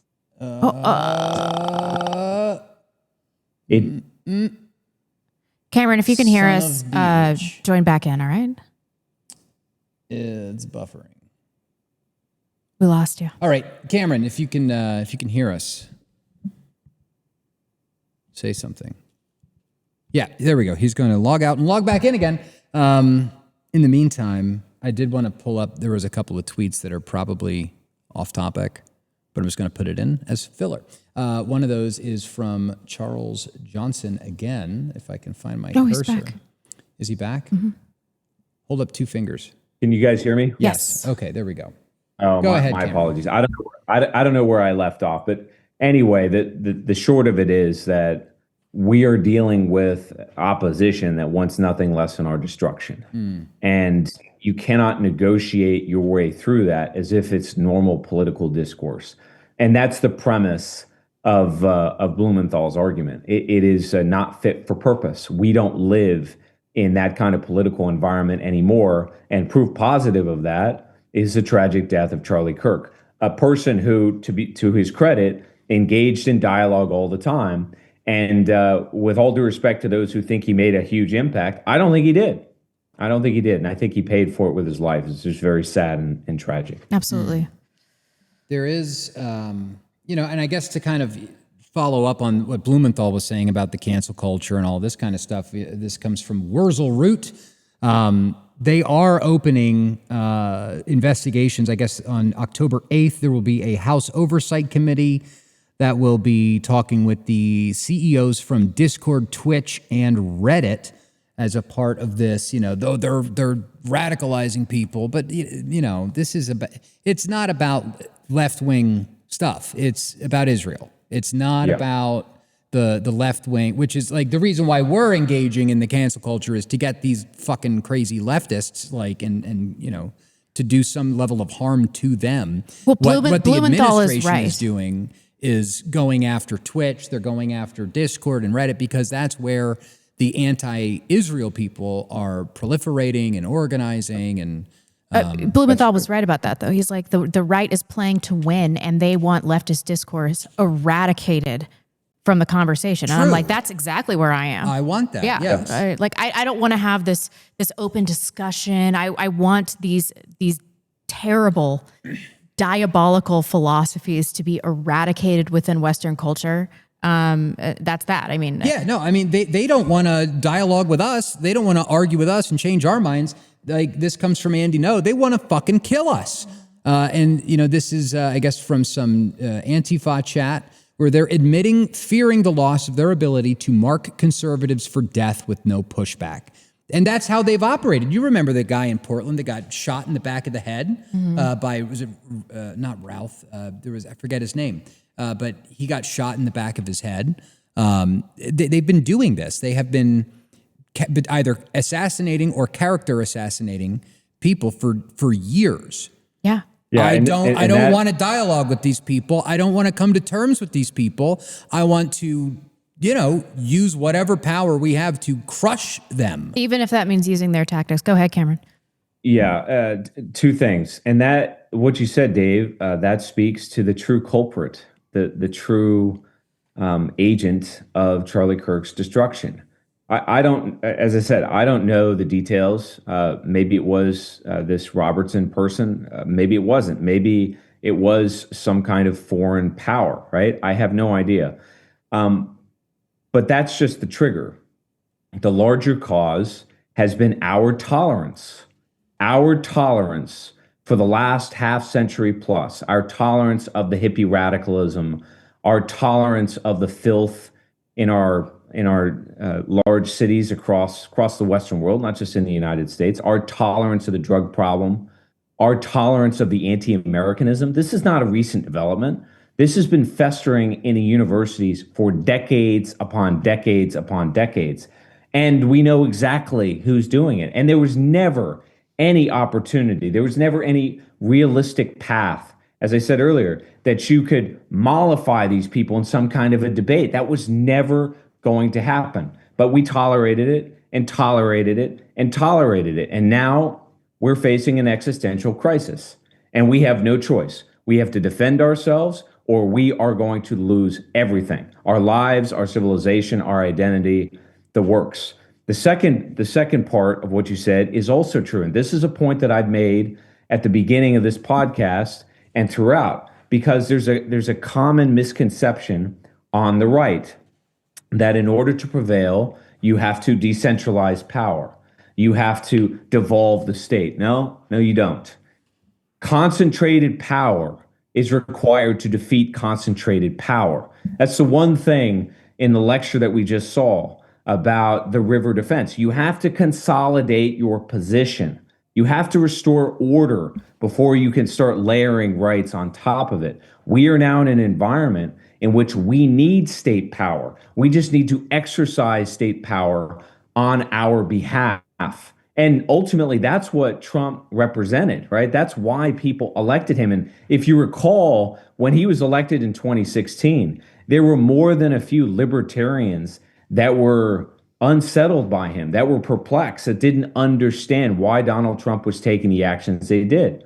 He was trying to exercise state power to restore order in our society because we're facing an existential threat. And that is the way forward. We must concentrate power to defeat a concentrated power that's arrayed against us. That's 100% right, Dave. Absolutely. Okay, I was supposed to respond to that. Oh, go ahead. I agree. Thank you. I don't know. Yes. I mean, yeah. I mean, when you've got these massive corporations, state power, they want you playing in this game of, oh, I'm an individual, I'm a radical, I'm going to pull myself from my bootstraps. Mm-hmm. I'm going to, I don't need anybody. I can do it myself. Bullshit. Collective power. We need to work together. We need to form groups. We need to take over the government, wield that power to make a society that we want to live in. Period. That's how it works. Yep. That's how it works. Sorry. Get your last minute super chats into the backlash.net/super chat. And this is what I wanted to discuss. So well done, guys, for accidentally teeing me up because I know neither of you read it. Nice. That's what I'm talking about. I look at the show notes. No, you don't. I do. All right, this is a new segment, Rebecca Rants. We'll get a lower third at some point. Oh. Blah. Rebecca Rants. Oh, we're already there? Okay, hold on. I got to move the thing over. I apologize. This guy over here. I gave you some hints. You did, but not enough. I thought that there was one segment before. I don't know. I skipped some stuff that didn't seem pertinent anymore, Clearly. Because Cameron didn't read the outline, so we stepped all over my conclusion. I apologize. I said Cameron. Oh, I can't tell. Here we go. I know everybody's familiar with Saul Alinsky, the Jewish community organizer and author of Rules for Radicals. But in his book, he explores opportunism. So any event, tragic or disruptive, that can and should be harnessed to maintain momentum and pressure on opponents for the group's benefit. He says, the 8th rule, keep the pressure on with different tactics and actions and utilize all events of the period for your purpose. And that is absolutely what they're doing. As we discussed during the show, the left is doing this. The right is doing this. Should we as well? And before I explore this, I need to emphasize that white people must not lose. We are presently 7% of the world population, but the world is and has been completely reliant on the productivity and industriousness of the West to save lives, especially in the third world, and to improve quality of life across the globe. So I had an interesting conversation with Grok. It was enlightening. I asked questions to Grok to get Grok to estimate the number of lives saved through white advancements in history. And this is what Grok said. Western contributions have profoundly impacted global life expectancy and mortality reduction through innovations in medicine, agriculture, technology, et cetera, et cetera. This list aims to be as exhaustive as possible based on historical and contemporary data. The total estimated lives saved across all 3.3 to 5 billion. So Grok cites agricultural innovations, medical treatments, drugs, vaccines, immunizations, sanitation, hygiene, public health, surgical and diagnostic advancements, safety, infrastructure, technology, humanitarian aid, global health initiatives, other broad contributions like the printing press, GPS and compass, light bulb electricity, and smartphones and the internet. An estimated 3 to 5 billion lives saved. And this does not include the quality of life improvement that is enjoyed by the rest of the world. White people feel like they have a mission to improve the world for all people. That is our moral duty. There is no other group on earth that feels like this. When we're disempowered or even eradicated as a group, no one is going to step up and take the reins. The world will descend into chaos, into darkness, disease, anarchy. So with this in mind, is it appropriate? Is it even moral to adopt just straight up Machiavellian tactics? And I believe that it is. And I want to be clear here. Indiscriminate or offensive political violence is not going to further our cause. We need to be smarter than this. But we still have to protect our mission. We have to protect our people. And we cannot allow ourselves to be defeated because we're unwilling to violate our principles. The fate of the world hangs in the balance. Yet we cannot become the darkness. Everyone knows this Nietzsche quote. Whoever fights monsters should see to it that in the process he does not become a monster. And if you gaze long enough into an abyss, the abyss will gaze back into you. But he was a nihilist, which should make us ask, is that always the outcome? And I believe that we are capable and we can compose ourselves after we win and not become what we hate. So I prefer this quote by Joseph Campbell. It is by going down into the abyss that we recover the treasures of life. Where you stumble, there lies treasure, your treasure. So we can use the tactics that we need to use, but it must cause us, it must help us to become something greater than the left. Otherwise, it is not morally justified. We have to be more measured, more careful, and most importantly, we have to be more effective. So what does this look like? I don't have all the answers. I'm a middle-aged Idaho mom. I don't know. How can we do this? And your ideas will be pivotal in the coming weeks and months and years because this movement, it's not driven by us, it's driven by you. It's driven by you, the viewer, the watcher, the person that is in the audience, that is in their local community. I need your ideas. So please let me know in the comment section below, what does this look like? How do we grow beyond the left? Use their tactics, which are immoral, to become something better to save the world. Thank you. Yeah. Well, I mean, I don't think all of their tactics are immoral. A lot of them are. They are Assassination, slander, lying about your neighbor, bearing false witness, murder, like that's immoral. That is rules for radicals. Not necessarily. Almost even using a tragedy for your personal benefit. I mean, I'll do it, but I find it gross. Yeah. I mean, I agree. I mean, that's that whole, who was that guy? Never let a good crisis go to waste. Was that David Axelrod? I can't remember. It came up when I was doing my research. I think it was.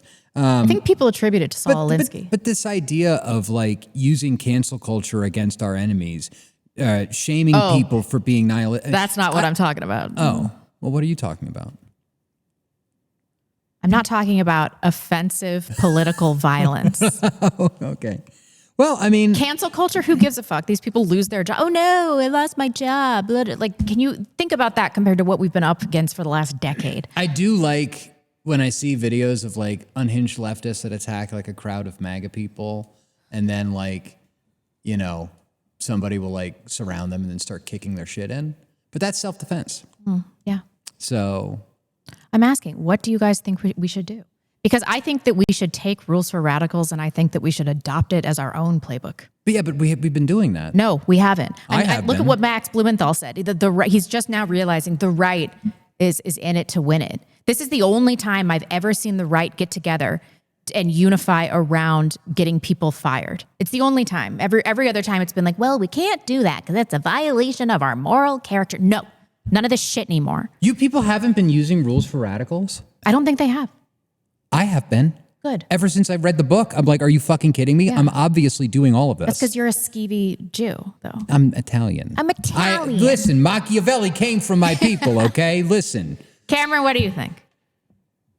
So the first thing to note is that we are climbing the escalatory ladder and climbing fast. And we need to look into the mirror. We need to look into the abyss and be very open and honest about that. I've listened to a lot of folks over the last few weeks repeat the same talking points. You can anticipate them virtually to the syllable at this stage, right? We need to dial down the rhetoric. We need to turn away from social media. That's a fantasy. And I think most people know that at this stage. You guys certainly know that. So number one, we need to realize that we're on the escalatory ladder and things are going to start to pick up in pace. And I think you're going to start to see some truly spectacular, scary things begin to happen, particularly as the economy melts down. And that's happening in the background. And that's something that, as I've said before, a lot of politicos are myopically focused on what's happening in the political arena or that theater. But what's happening financially, what's happening economically is far more important. That ultimately is going to be the accelerator, in my opinion. So that's the first, is that the escalatory train has left the station. So pay attention, get engaged, understand that the landscape is changing. And I think Kirk's death, though tragic, is awakening people to that, as both of you hinted earlier. That's the first. The second is, and I have a different point of view on this, I suppose, than most in our space, but I was asked over the weekend, what is the biggest problem with the nationalists? And I don't like the term right, left. I just don't think that is apropos anymore. I think basically it's sovereignty and nationalism against the globalists, right? Against the Jewish revolutionary archetype and all of its various iterations. That's really the landscape that we're in. And my answer was, we lack imagination. We are so myopically focused. Perhaps we're intellectually paralyzed to some degree by fixating on what happens politically. What happens inside of DC at this stage is irrelevant. It's just not terribly meaningful anymore. We know exactly what these people are going to do. We know the talking points they're going to use. We know the playbook. We know the misdirection. So what we need to do is use our imagination. We need to reorganize ourselves. And you're beginning to see that happen. In England, in France, in Germany, you're starting to see at the street level, as I've been saying, organic, spontaneous reorganization to push back and push back together. Thirdly, we need to have faith. We need to have faith in the archetypes. We need to have faith in the underlying ethnos, that conflict ultimately defines nations and that the archetype will rise to that occasion. You don't really know who's strong and who's weak until the moment of crisis comes. You can't know that. So people that say, well, this person's a coward, this person's strong, this person just plays video games all day long, therefore they're irrelevant, they won't do anything. That is an egregious miscalculation. That's just not the case. You can't know how people are really going to react until you take them out of a controlled environment. And so you must have faith. in the underlying ethnos, the spirit of Western peoples, of American peoples, the same people who forged a civilization in a barren wilderness and did so under very difficult circumstances. That archetype is going to resurface, and not just in the United States either. And fourthly, where we're headed, and this is why I said earlier, I don't think that Kirk's death is the watershed moment that everybody else does, in the United States anyway. We are headed for a mass mobilization event. And a mass mobilization event will come at a mysterious time. It's hard to say exactly when a moment like that will arise. I think it will likely come from something small rather than something big. It's this sort of black swan type event. And remember that black swans are not always bad. Sometimes they are good, right? It can be any number of things. It simply disrupts your model, your political landscape, your economic system. And in this sense, disruption favors us, not the other side, right? So we are headed for some kind of mass mobilization event in which a new cadre, in which new charismatics are going to rise. And that's going to reorganize our politics and reintegrate the ethnos into the state. That's where we're headed. The particulars of that, nobody can know. How exactly that unfolds is impossible to predict. But the archetypes, the faith, the imagination that we possess, and we possess it to a far greater magnitude than our opposition, that ultimately is going to carry the day. What you should do at home, what you should do if you're driving a UPS truck across the United States, is process, digest, and prepare. Prepare for what comes next. Expect the unexpected. And if you do, then you'll be ready. You'll react the right way when the time comes. I cannot get over the fact that you haven't been using rules for radicals or that you think it's immoral. Who, me? Oh, no, I have. Then who hasn't been? The vast majority of our movement. Really? Yeah. By our movement, you mean the radical right, Groyper, whatever? I think the Groypers have warmed up to because it. I'm going to read the rules. I got the rules on the screen. I'm not going to read all of it. I'm just going to read the first line. You can skip 8. Because they are not immoral. I don't think they're immoral. Some may be, but on the whole, they're not. Rule 1, power is not only what you have, but what the enemy thinks you have. Rule 2, never go outside the expertise of your people. Rule 3, whenever possible, go outside the expertise of the enemy. Rule 4, make the enemy live up to its own book of rules. Rule 5, ridicule is man's most potent weapon. Rule 6, a good tactic is one your people enjoy. Rule 7, a tactic that drags on too long becomes a drag. Rule 8, keep the pressure on, never let up. Rule 9, the threat is usually more terrifying than the thing itself.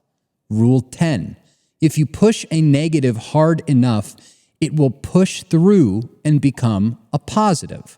Rule 11, the price of a successful attack is a constructive alternative. Rule 12, pick the target, freeze it, personalize it, and polarize it. But those are the rules for radicals. Yes, but those are simplistic. And the way that he elaborates, he obviously condones all sorts of things that we would find morally detestable. Like what? In the book, he I mean, if even some of these examples are not great. Scroll up. 8. Let's see. No, I talked about 8. Keep going up. There's one about anxiety. Okay, this is a Jewish tactic. If the rule is that every letter gets a reply, wait, scroll up. Send 30,000 letters. What? Where are we looking? I'm rule Down? 4. Up? Rule 4. Okay. If the rule is that every letter gets a reply, then send 30,000 letters. You can kill them with this because no one can possibly obey all of their own rules. This is something that we would not do. What are you talking about? But we should be. So for example, one of the ways that I apply this particular rule for radicals, when people campaign, they have text message campaigns. Yeah. They send you a text, hey, make sure you come out to vote on Tuesday. And if it's somebody that I don't like, guess what? They have to pay every time I reply to them. Yeah. So I text the living shit out of him, and I drive the bill up, Dave, and I tell everyone around me to do that. You are atypical of the movement. No. We are not doing that in mass. Really? No, we're not doing stuff like this. Well, get with it, people. That's what I'm saying. That's what my whole That's what my whole gay little speech was about. We need to be doing Jewish stuff like this all the time. Yeah. Well, not Jewish, but just bogging them smart. down. No, these are Jewish tactics. He was Catholic. Saul Alinsky was not Catholic. Saul Alinsky came from a Jewish family, an Orthodox Jewish family. Can't back me up here. I think she's right, Dave. Saul, oh yeah, okay, never mind. Yeah, okay, hey, fuck me. All right, I was wrong about that. How did you not know that Saul Alinsky? I don't know. Saul Alinsky would hang out with Pope Paul VI like all the time. He hung out with. That's because the Catholic Church is paused. Look at his picture. That's bad, actually. This is a mark in the column for sedevacantism. Okay. Look at his Jewish face. Look at that. Yeah, Oy right. vey. Yeah, okay, I didn't know. I forgot maybe. I've Swiss cheese brains. Sorry. It's okay. Yeah, see, look right here. A return to Catholic action from U.S. Catholic Magazine. Yeah, no. They he would work This with. is because the Catholic Church has been infiltrated by Jews. Okay. Saul he was Alinsky, a community organizer in Chicago. Saul Alinsky was the skeeviest, heebiest community organizer, piece of shit, asshole Jew that ever existed. Yeah, we absolutely have to be using those tactics. Totally. I agree. I'm with you. Okay. Fist Sorry about bump. that. Clip that. Yeah, really. Hey, shorts guy, I'm gonna do that. Yeah, and just before we go into our super chat segment, I also did want to mention that there is this big thing going on, and I tweeted about it, and people didn't understand what I was trying to say. And I guess maybe I'm a little paranoid or something. TPUSA. Let me get the tweet up. This is an event that's going to be happening on September 21st. So I guess that's Saturday or Sunday. Arizona. I am extremely concerned about this event. Number one, you've got Donald Trump, you got the president, the vice president, the chief of staff, the secretary, Marco Rubio, right? You've got HHS, Robert Kennedy, Secretary of War, the Director of National Intelligence. That's a lot of people in the same place.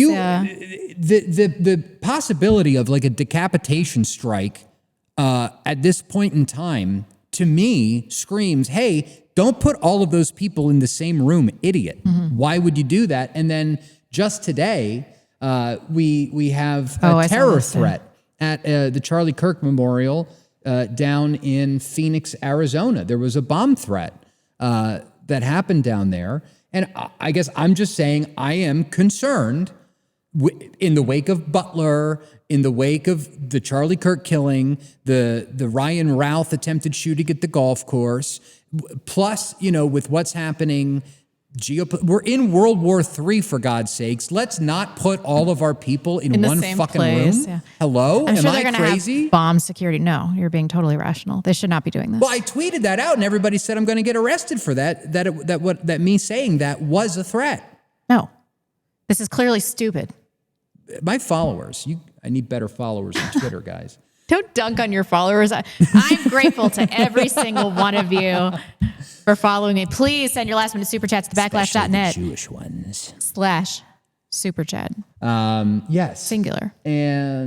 But first. Well, I was going to say one of the things, with this geopolitical tension that's going on is what happened today. We had the Fed meeting. The Fed meeting, they finally cut 25 basis points, but gold, Cameron, I don't know if you saw this, gold today looked like a fucking meme coin. Oh, yeah. Look at that. Is this even updating? I don't even, that's Bitcoin. That's why it doesn't look goofy. I'm like, wait a minute, this looks too, there we go. Look at this. It had, how many percentage points is this? A 2% swing within like 30 minutes. Up to $3,738.70, which is a all-time high. And so the point is that the markets are getting crazy. Cameron mentioned the other day that Donald Trump is going to be implementing reporting policies where corporations don't have to report every quarter. It'll be once every 6 months. Yeah. Why are they doing that? Because the economy is going to go to shit. And they want to cover up. And they want a runway. And so with all of the risk and all of this craziness that's going on, you need to protect yourself financially. And the best way to do that is by buying gold and silver from our friends at atlasbullion.com/backlash. We've got links on the website. Please, if you work a job and you've got savings and you've got kids and a family, please be aware that the US dollar is shit. It's going down. You will lose all of your value if you only save in dollars. So please, for your kids, for your family, save some in gold and silver. You can get silver subscriptions as low as $55 a month, gold subscriptions for as low as $200 a month. They also can help you out with an IRA. I don't know if I don't think that's the best way to do this. I think taking self-custody is best. But anyway, visit atlasbullion.com/backlash today. And now we will do some super chats.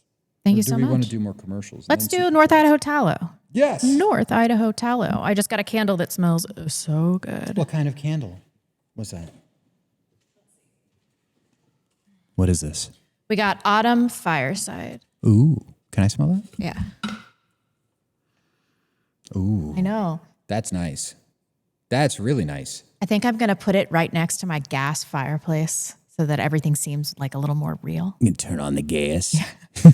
Oh my gosh. So anyway, if you are tired of skincare products that are packed with chemicals you can't pronounce, North Idaho Tallow Company keeps it simple with grass-fed tallow, time-tested ingredients, and zero junk. Their soaps, balms, and lip balm are packed with bioavailable nutrients your skin actually needs. No fillers, no endocrine disruptors, just rugged, reliable skincare that works. Taking this too. Ditch the synthetic garbage and switch to North Idaho Tallow Company. Get yours at idahotallow.com. And if you look up here, I guess they're giving free shipping on orders over $100. Sweet. So great time to pick up some stuff. Maybe have some like Halloween presents. You could give away bars of soap or something for Halloween. I did not plan this at all, but for Mother's Day, I got my sister-in-law who has 5 kids, all sorts of Idaho tallow stuff. And the other day she called me and she was like, I wasn't sure about it because I have oily skin. But she's like, I have never looked better. She's like, we're going to re-up. So all of the people that I've given Idaho tallow stuff to, they've been very, very pleased. We have excellent reviews online. It's a good product. It is truly a good product. Amen. We are going to start off tonight's super chat with entropy. Entropy. Is it working? It's not working. Son of a bitch. Unreconstructed Yeoman sent $50. Dave, you've grown on me. I admire you. I didn't do that on purpose. I admire your zealousness, and you've managed to turn down your papist supremacy to a 7. Also, do you like Partagas cigars? Partagas? I don't know. My local shop had a buy one, get one on sale, and I was thinking about sending you a few. That's so nice. Absolutely. I'd love to do a cigar review. Send them to P.O. Box 853, Post Falls, Idaho 83877. I will do a detailed cigar review for you.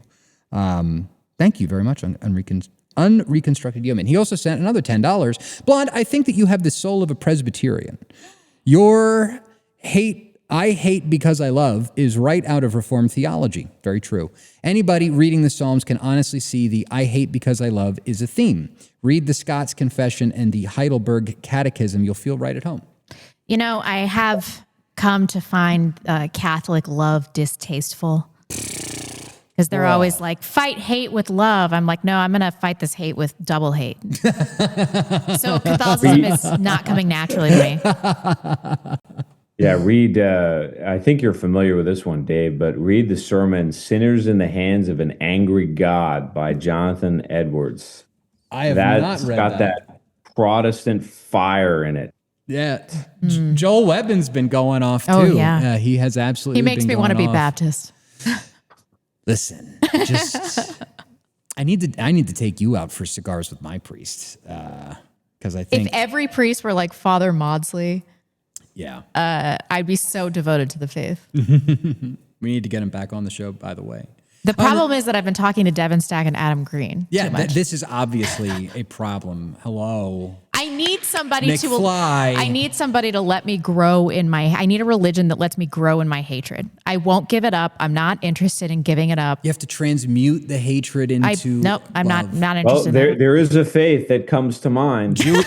Judaism, maybe? Blonde? I don't know. I wonder where it could possibly be. I don't like this. Unreconstructed Human sent another $10 super chat, this one for Cameron. Cameron, when are you going to give up being a rootless cosmopolitan and come home to your people and your place, a very particular spot of soil, wherever that is? Take up your duties of noblesse oblige and secure your legacy as an elite with a family and children.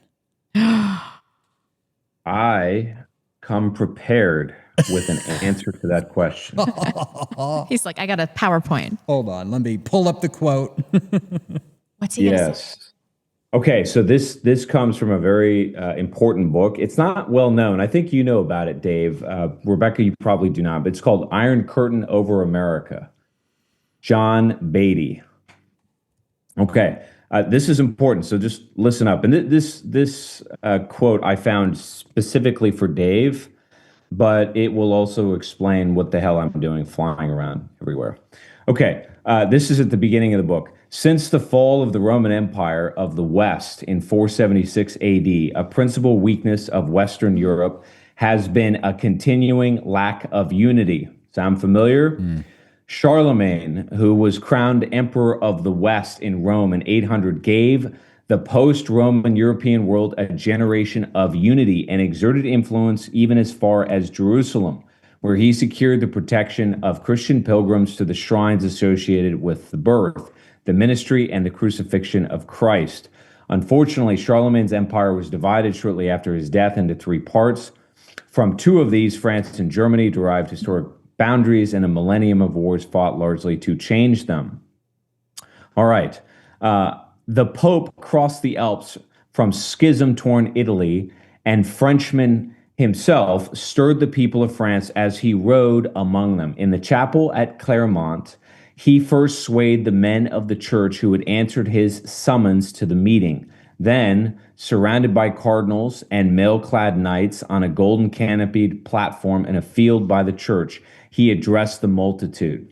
So this is after Charlemagne and the empire fragments. It says, "You are girded knights, but you are arrogant with pride. You turn upon your brothers with fury, cutting down one the other. Is this the service of Christ? Come forward to the defense of Christ." The great Pope gave his eager audience some pertinent and inspiring text from the recorded words of Christ. "For where 2 or 3 are gathered together in my name, there am I in the midst of them." All right. "And everyone that hath forsaken houses or brethren or sisters or father or mother or wife or children or lands for my name's sake shall receive 100-fold and shall inherit everlasting life." To the words of the Savior, "Set forth then upon the way to the holy sepulchre and fear not. Your possessions here will be safeguarded and you will despoil the enemy of great treasures. Do not fear death, where Christ laid down his life for you. If any should lose their lives even on the way thither, by sea or land or in strife with the pagans, their sins will be requited them. I grant this to all who go by the power vested in me by God." That speech was given, those words were given after effectively Christendom was attacked during the Crusades, okay? And that was really the last time you could argue that the Western world was unified. It is my belief that we are now approaching a moment in time in which Christendom, or the West, if you prefer, is going to unify together in ways that we haven't seen since the First Reich, which was Charlemagne, by the way. And Reich does not mean empire, it means realm, okay? I think that the unification process is going to happen first in Europe and then eventually lag in the United States. In other words, what's happening in the Western world is happening here where I am in Europe first. And so it is my view and the nature of my project to unify all of these various peoples together under one basic banner of sovereignty, right? Sovereignty, Christian values, European heritage, et cetera, et cetera. And I think this must be done because I don't think we can defeat our opposition if we're not unified. I fundamentally believe that. And if you look at the nature of those who are against us, open society, the NGOs, right? These international organizations, the financial corporations, they're global. They're international. They're in Europe. They're in the United States. In the U.S., we have the ADL, the Anti-Defamation League. In the U.K., they have Hate Not Help, or Hate, what is it? Hope Not Hate. Yeah. Hope Not Hate. Thank you. It's the same shit wherever you go. So the project that I've embarked upon is an attempt to unify all of these various peoples together. And I know Hungarians, Poles, Czechs, Germans, Frenchmen, Spaniards, the works, all of whom are working towards that end. So this is the time, I think, for Christendom to reunify around a common cause. And that is why I am in Europe. That's why I travel as much as I do. Certainly a noble cause. Indeed. Thank you for your sacrifice. And finally, from Unreconstructed Yeoman, his last super chat to us tonight. Death to Bitcoin. Thank you for your big super chats, Unreconstructed Human. Thank you. Judge Lott sent $25. In regards to the fan mail, less glazing of Nick Fuentes and more glazing of Cameron. On another note, which is your preferred way of support?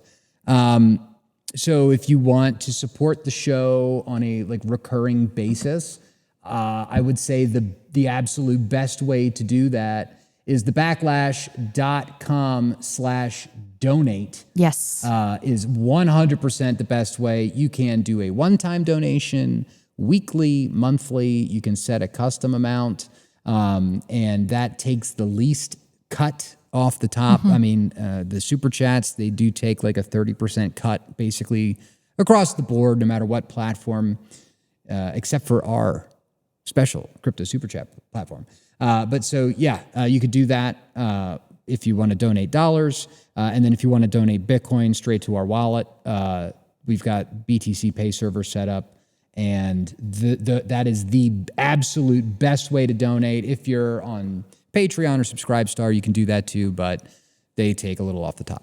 Yes, they do. But please sign up. Anywhere that is convenient for you is the best place. Yes, absolutely. Flayer Cake sent $14.88. This is a guilt super chat. Last week I ordered a couple of books from Antelope Hill, and I used the War Strike discount code instead of Backlash. I feel a little guilty about that, just a little. Do we have a discount code? On Antelope Hill? Yeah. Surely we do. Really? Well, then why the fuck haven't I been using it? Shit. Is it okay? Antelope Hill. We'll Antelope Hill. Do we have a discount promo code? Because I'm don't unaware feel of guilty this. because we don't even know if we have. I don't know if we have one. That'd be great. I actually don't know. I just wanted bought to shame this you. Culture of Critique out of pocket. Oh, no. I bought that on Amazon. Unfortunately, they didn't have it up on their website, and I was impatient, so I bought it. I bought it there. You bought it on Antelope Hill. Well, I did. I bought it from Antelope Hill on Amazon. Oh, okay, good. So anyway. One thing I did just want to say real quick in response to that last super chat. When we started the Backlash, the four of us agreed together, Vince too, that we were going to try and create a different kind of show. And one of the things that we wanted to do was platform other people, right? We wanted to be a force for integration and unity.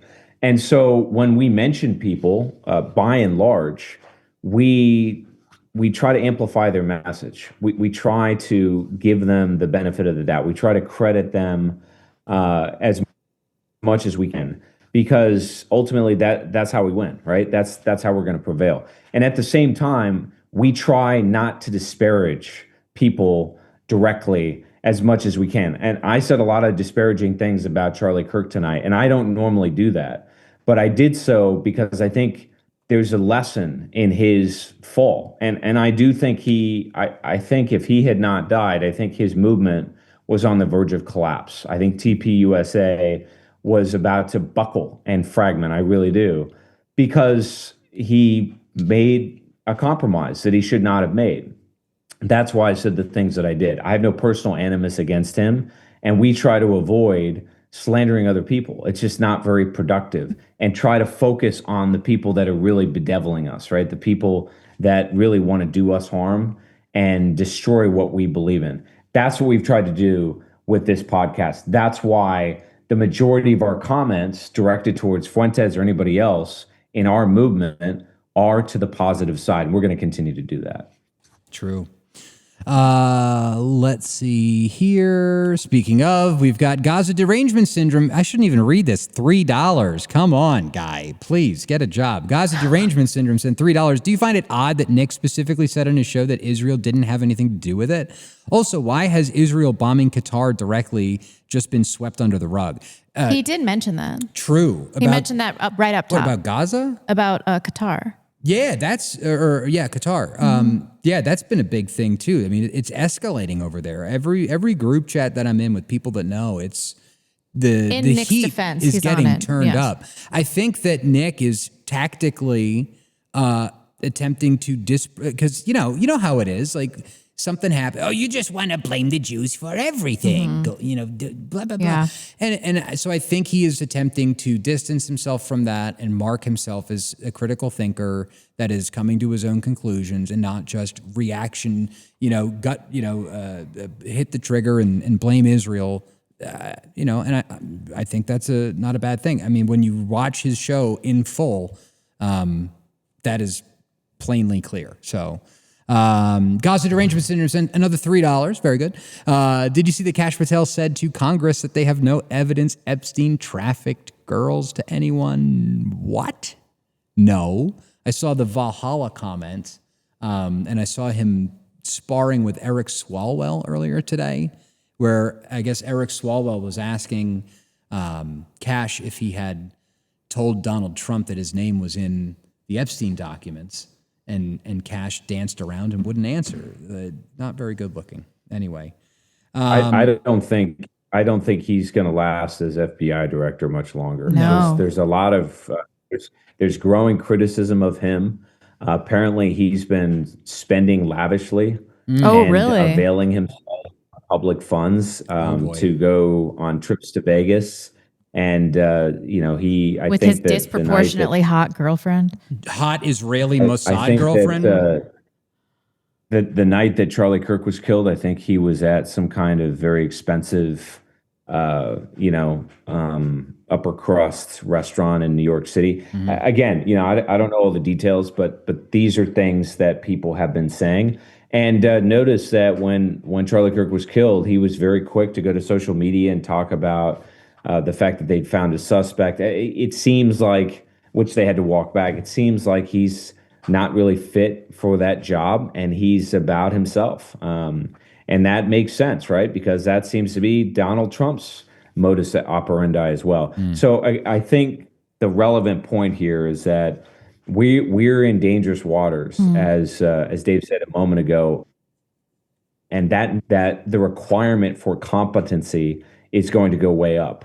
And I know a lot of you out there think that the super elites are surgically controlling everything, but I think we're about to discover that is absolute nonsense. The competency threshold has been very low for a long time, and now we're going to start to see that exposed as things get worse. Yeah. What do we expect? He's Indian. Delete Pajit. I also saw reports that Dan Bongino looking for the exits as well. So, well, he fucked up spectacularly. Both of them suck. Judge Lott sent $15. Any chance Pete Quinones will make a return? Also, have you ever thought of getting Academic Agent or Tom Roswell on? Love you guys. Hell yeah. I am on Academic Agent's case constantly. He is getting, you can tell he's... Is he making excuses? No. I think that he's like really annoyed that I've been so persistent.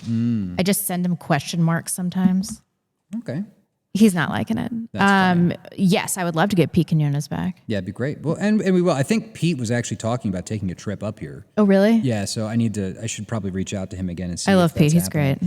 Judge Lott also sent $5. Are you guys familiar with Dave the Distributist? Channel is the Distributist. Yes, I am. I heart distributism. I fucking do not like capitalism. Queensboro Bridge Enjoyer sent $5. Colonel McGregor, Ron Unz, Max Blumenthal, Colonel Kawatowski and Ray McGovern have all implied Israel is linked to the Kirk event. All have experience dealing with DC power behind the scenes, so that alone is reason to doubt the official narrative. Yes, I agree. Totally agree. There's zero reason We don't. to Yeah, trust. again, we don't. I don't know what happened. We don't know what happened, but there's every reason to disbelieve the reflexive cover story that they're giving. Right? There's every reason to believe that if in fact Israel is involved, that the FBI and the government will do whatever it can to cover that up. Right? And that's the problem with this, is that who knows? I don't necessarily think they were involved. I don't know, but the motive seems plausible, and we know that the Trump administration's in their pocket, so they would give them political cover if they were involved. That raises red flags at a minimum. Yep, 100%, plus the Mormon connection. Not all Mormons, just some. Christian Ramirez sent $5. According to TPUSA IRS 990 exempt form from 2014 to 2021, total revenue is $230,327,702. Total expenses, $207,300,994. Net assets in 2014, $921,000. Net assets in 2021, $23,558,994. So $125 million equals half of 7 years of revenue. $150 million. Right. Yeah. That's unbelievable. That's big money. Unbelievable amount of money. Gaza Derangement Syndrome sent $5. I have seen on X recently that Japan government is starting to open the floodgates to immigration despite citizen protests. How long do you think that a Japanese Japan has left? Recent PM Ishiba even resigned due to a recent African city scandal. Please don't do it, guys. It's very small. It's very small in scale. There's already opposition to it in Japan. Hell yeah. And part of what's driving this is the assertion that demographics, specifically birth rates, drive everything, that they drive economic productivity, that they drive the sustainability of your fiscal deficits. There's every reason to believe that that's not the case. Look, Europe has flooded itself with millions of immigrants over the last 20, 30 years, and they are financially imploding. They are less economically viable and productive. You can make the same argument in the United States. It's not about the numbers. It's about how productive your population is, how cohesive that population is. That's ultimately what's conducive to economic prosperity, innovation, dynamism, and all the rest of it. So it's not going to go anywhere in Japan. It will be that's reversed. Reassuring. But it's this sort of Western, Western economic ideology that the Asians pay attention to. They take it seriously because they still look at the West as an advanced society, as an advanced civilization. So I think that's the genesis of this, but it's not going to last. Yeah. Good. I like the Japanese. They make good radios. They're not going anywhere. I've been to Japan. I think you have too, Rebecca. The Japanese will not tolerate that. They won't. I want to go to China. You'd rather go to China than Japan? I would like to go to Bangkok.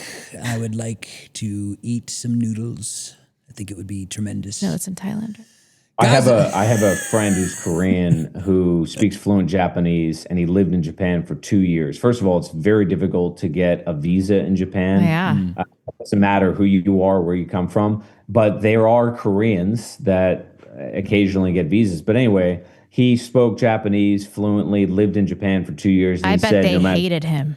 He said no matter where he was, no matter what he did, everybody knew he was a Korean, not Japanese, and everybody viewed him as an outsider. Yep. I heard real estate in Japan, though, is very cheap. It is. Right now. So It is maybe get a summer home in Japan. I don't think you can. Probably not. Gaza Derangement Syndrome sent $5. Then I heard today that Donald Trump is expediting Indian visas for 12 months. Not sure about your panel, but I would prefer Mexicans over Indians. Agreed. I guess they're Catholic. If I had to pick between Mexicans or Indians, I'm picking the Mexicans. Yeah, me too. Yeah. Absolutely. Yeah. All right. At least they have the common faith and they don't like black people either. Just to wrap up over on, what's this called? What's this called? Entropy. Gaza derangement syndrome sent, see, look, it's working now. Gaza derangement syndrome sent $50. I'm not Jewish, I promise. Sorry for the $3 super chat. Bro, my bad. I didn't mean to be. Dave has this thing where he insults the audience. Stefan Molyneux famously It's because did this. I watch too much Nick, you know what I mean? Like Nick crashes out. We love the audience. I love you guys. Do you remember that famous Stefan Molyneux clip where he like laid into the guy that sent him $2?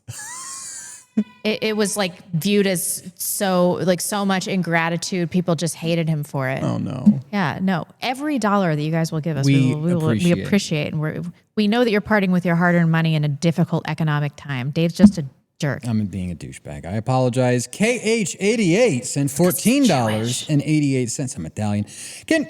Excuse me. I'm pulling a Rick and Morty over here. It's this. I should probably stop drinking the Perrier. Can you explain the difference between fascism and National Socialism and which ideology you are more aligned with? Anybody want to take that? Ooh, the difference between fascism and National Socialism. So, fascism, well, first of all, National Socialism was like a very unique ideology to Germany at that time. Right. Fascism, and again, with fascism, it's very difficult to define, right? Because there's a lot of different definitions of it. Are we talking about corporatism? Are we talking about like the fusion of corporations and the state? They're talking about state fascism. Right. But I don't really necessarily even regard corporatism as fascism per se, because we have an element of corporatism here in America, right? Like we've got the U.S. government now owns 10% of Intel. Is that fascism? Somebody said, yeah, one's Italian and one's German. There it is. Exactly. But, fascism, I definitely think, is a grassroots Christian ethnic movement of people of similar heritage, background, language, religion, banding together to protect their way of life. So is National Socialism. But National Socialism is basically the same, except that they have books about it and it's much more detailed, I think. Cameron, what do you think? A good person to read on nationalism is Gottfried Herder. If you read Isaiah Berlin's book, I think it's called The Crooked Timber of Humanity. He argues more or less that nationalism goes back to Herder, and that's essentially the idea that there is a unique set of properties embedded in an ethnos that are separate and distinct from other ethnoses, from other peoples. That's nationalism. Now, there's an inflammation of nationalism or national characteristics that are exaggerated in political movements. And that, I think, depending on who you read, that is a product of the 19th century. And that emerges, some people will say, in the aftermath of the Napoleonic Wars, particularly in Germany, because of the French occupation.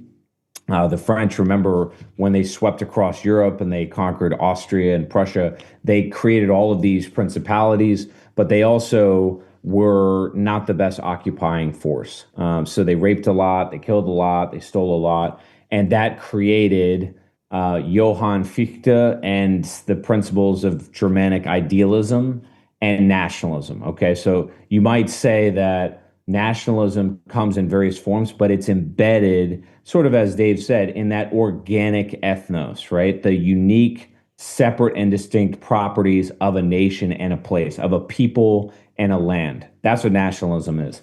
And I would argue that nationalism has ancient roots. I think that the archetype is ultimately what nationalism springs from. Okay, that's why I keep using that term all the time. Fascism is the political unification of the state and the society. Some people would call that corporatism, as Dave said a moment ago, but effectively that's what it is. And I would just say that I think fascism, as we've seen it in the 20th century, is one expression of it. Remember, the root of the word fascism is fasci. Fasci means party in Italian, but if you go back to the ancient Romans, fasci, I think it's like a rod bound together. Yeah, it was right? an axe.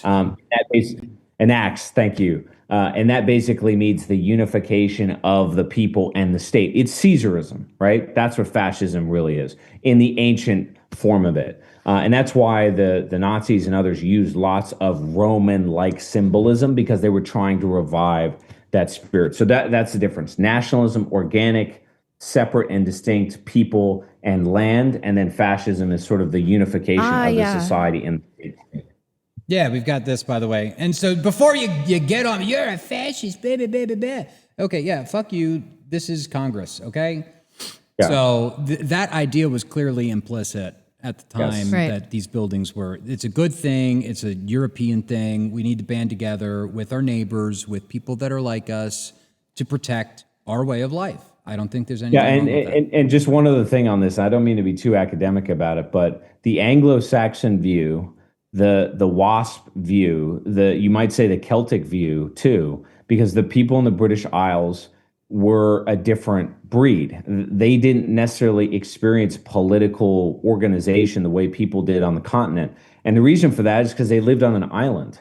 So on an island, you didn't really need a state, because you didn't need to raise taxes for armies to fight people that were invading you all the time. Now, there was lots of internecine conflict in Great Britain. We know that, right? But once you had a fusion of these peoples together, people didn't want to pay taxes because they didn't need an army, right, to defend themselves. So that's why famously Great Britain, historically at least, had navies. It's also why you had a government that was very limited in its scope and its power, because nobody wanted to pay for it. We inherited the British model. However, now, as I keep saying to people, we are experiencing a transformation of our political structure, because we're so big, we're so powerful, and because the state no longer represents us. And that means you get a reintegration of state, and that means the rise of nationalism and some connectivity between the state and the people, and a bridge to get there. That's the future of our movement. That's where we're headed. Blondie, you want to take this one? Breaking news.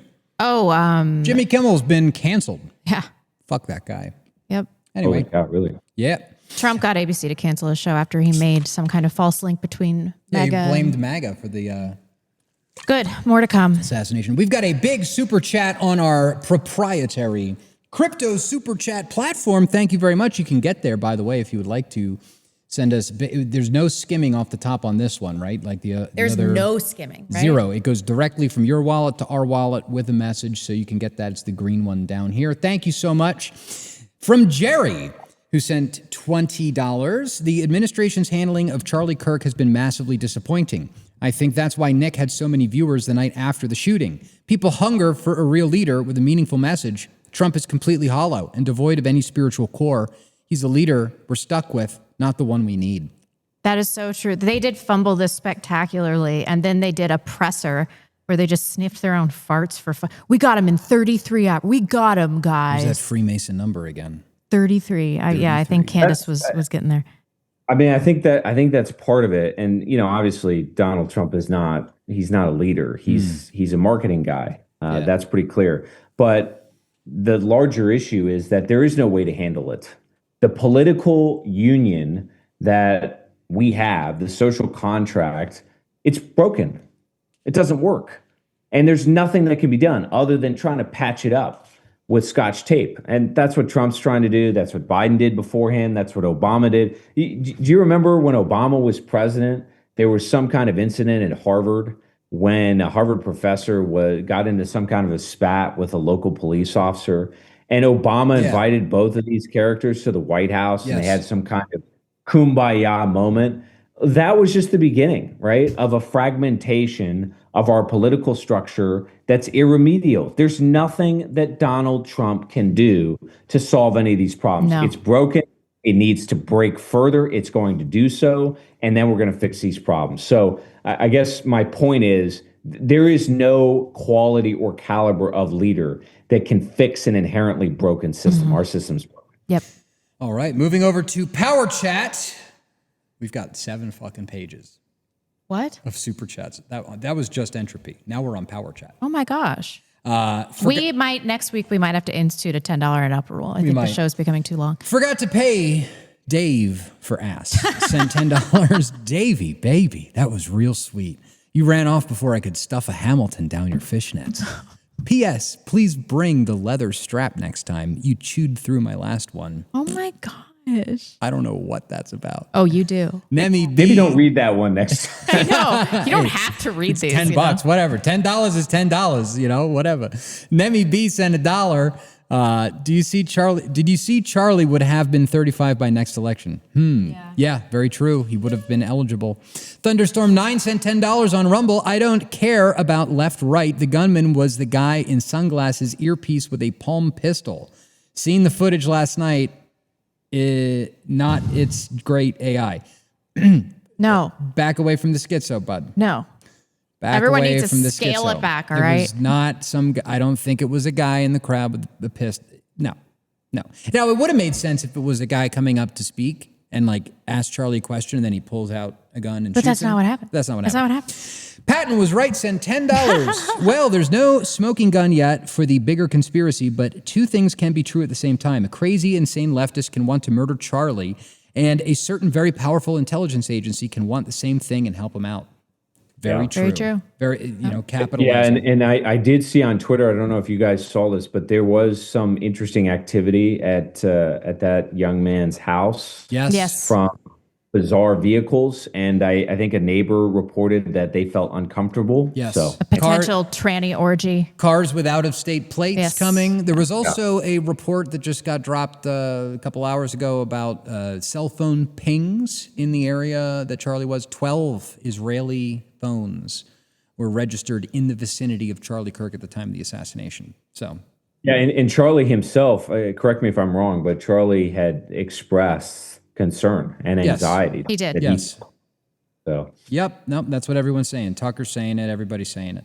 Thunderstorm 9 sent $5 on Rumble. Look at the rifle. The scope is on backwards. Get out. Charlie Kirk rifle. See, this is what I would have expected. I would have expected, get grandpa's rifle, right? That's what I would have expected, but that's not it. This is it. That doesn't look like it's on backwards. You have the number markings here for how powerful you want the optic to zoom in. I believe that is on correctly. I believe that's on correctly. I have one similar, and I think that's right. But, hey, got to comb over everything. Anonymous sent $15. Been an interesting week to share a surname with Charlie. Unfortunately, I guess I have to be based and take my future husband's last name when I marry. Regardless, all of these stupid takes are just getting confusing. I think Nick is close, though. Then we got $10 from Blonde's Mommy Milkers. My God. This all strikes me as some kind of satanic public sacrifice ritual, and Charlie was innocent lamb. Cui bono, who benefits? I definitely do not believe the official narrative. If they can plant CP on someone's computer, they can definitely generate texts. Yeah. Those texts, they ran it through Sarah, DDG Sarah, ran the text message conversations through AI and asked AI if it was real or if it was fabricated, and AI came back and said most likely fabricated. So yeah, no, don't trust these people. Book Track Groove sent $10. Candace Owens is a total grifter. David, make sure your references are available. Blonde, did you watch Sam Hyde video on Charlie? Oh yeah, it was great. Yeah. It was very great. This is you. This is your daughter. This is you. This is you. Gradles21 sent $5 on Rumble. Nick clearly doesn't own a doghouse. It's time to stop glazing that twink. Disavow. He had a rabbit. I don't think he's a dog guy. He had a rabbit. Nemi B sent $10. Ben Davidson would make a great guest at Sun Weatherman on X. He's the foremost expert on the upcoming micronova. He has a documentary coming out mid-November. Scroll his X and you will see what I mean. Yes, I've been following him for about 6 years now. I think he's right, but it's a little schizo for this program. I go watch this, and I believe I know the person producing that documentary too. So maybe we will. Very interesting theory about the magnetic pole flipping and all that, but a little outside the scope of this podcast. George Sorrell sent $5. If Israel controls U.S. policy, how come the $4 billion we send them each year can only be spent on U.S. equipment? Wouldn't a power that controls us want the money unmarked so that they can invest it in themselves? It's not all spent on U.S. equipment.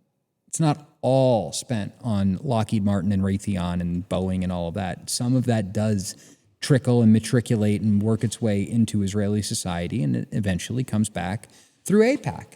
And it's a vicious cycle. We give them money, the money matriculates, it comes back, it gets, put into American businesses, and American Jews through AIPAC use it to control the government. So I don't know. I need to see some figures on that. But Nemi B sent $1 on Rumble. The only men I have followed longer than Ben Davidson are Andrew Anglin and Devin Stack. I became red-pilled in 2019, and I know you guys have been at this longer than me. We're tired. 2012. When I found out. That's when you found out? Well, I really put it all together then. 2016. 2012 for the worldview Jewish power thing, and 2015 for the racial demographic Oh, I did thing. it the other way. Yeah, we were backwards. Those rando thoughts sent $10. An Israeli rabbi posted a condolence for Charlie dated 2 September.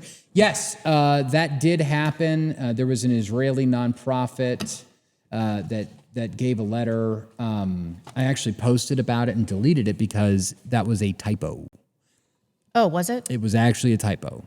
As far as I'm aware, I think it was something like I don't know. They have a weird calendar system. It was supposed to be 9 Elul 20 or 5057 or whatever is their date, and then 19 or 12 September, I guess, when they wrote the actual. I don't know. I think that was like a legitimate mistake. But hey, who knows? Those rando thoughts sent $20 on Rumble. Either he was killed before totally flipping against Israel, or as an example to those who speak against them, toe the line or else. Yeah. George Sorrell sent $5. Speaking of forward thinking, solutions for the low birth rates among the West. How can one convince women to have children earlier in life and able to replace more people before investment turn into savings and society freezes? Women need to feel secure. They just need security. They don't need security from society. They need security from a man. Be her rock, and you'll get all the poon. Okay. I would Take just it say from a three. woman.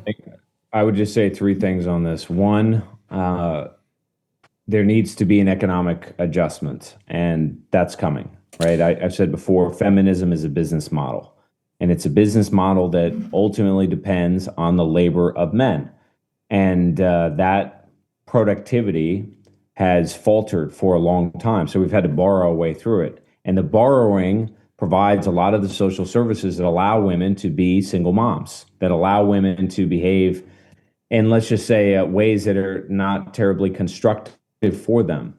If what I'm saying is right, and I think I am, and the financial system implodes, you're going to see an inversion of that.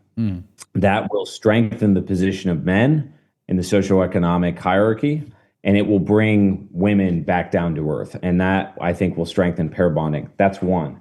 Two is it's very clear that we need a social revolution, right? We need a revaluation of values. And that's part of our movement as well. And I think that's coming.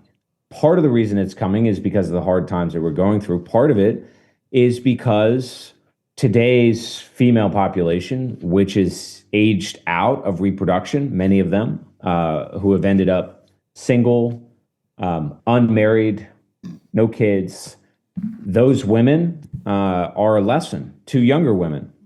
I don't want to end up like that. And so I think that's going to be instructive.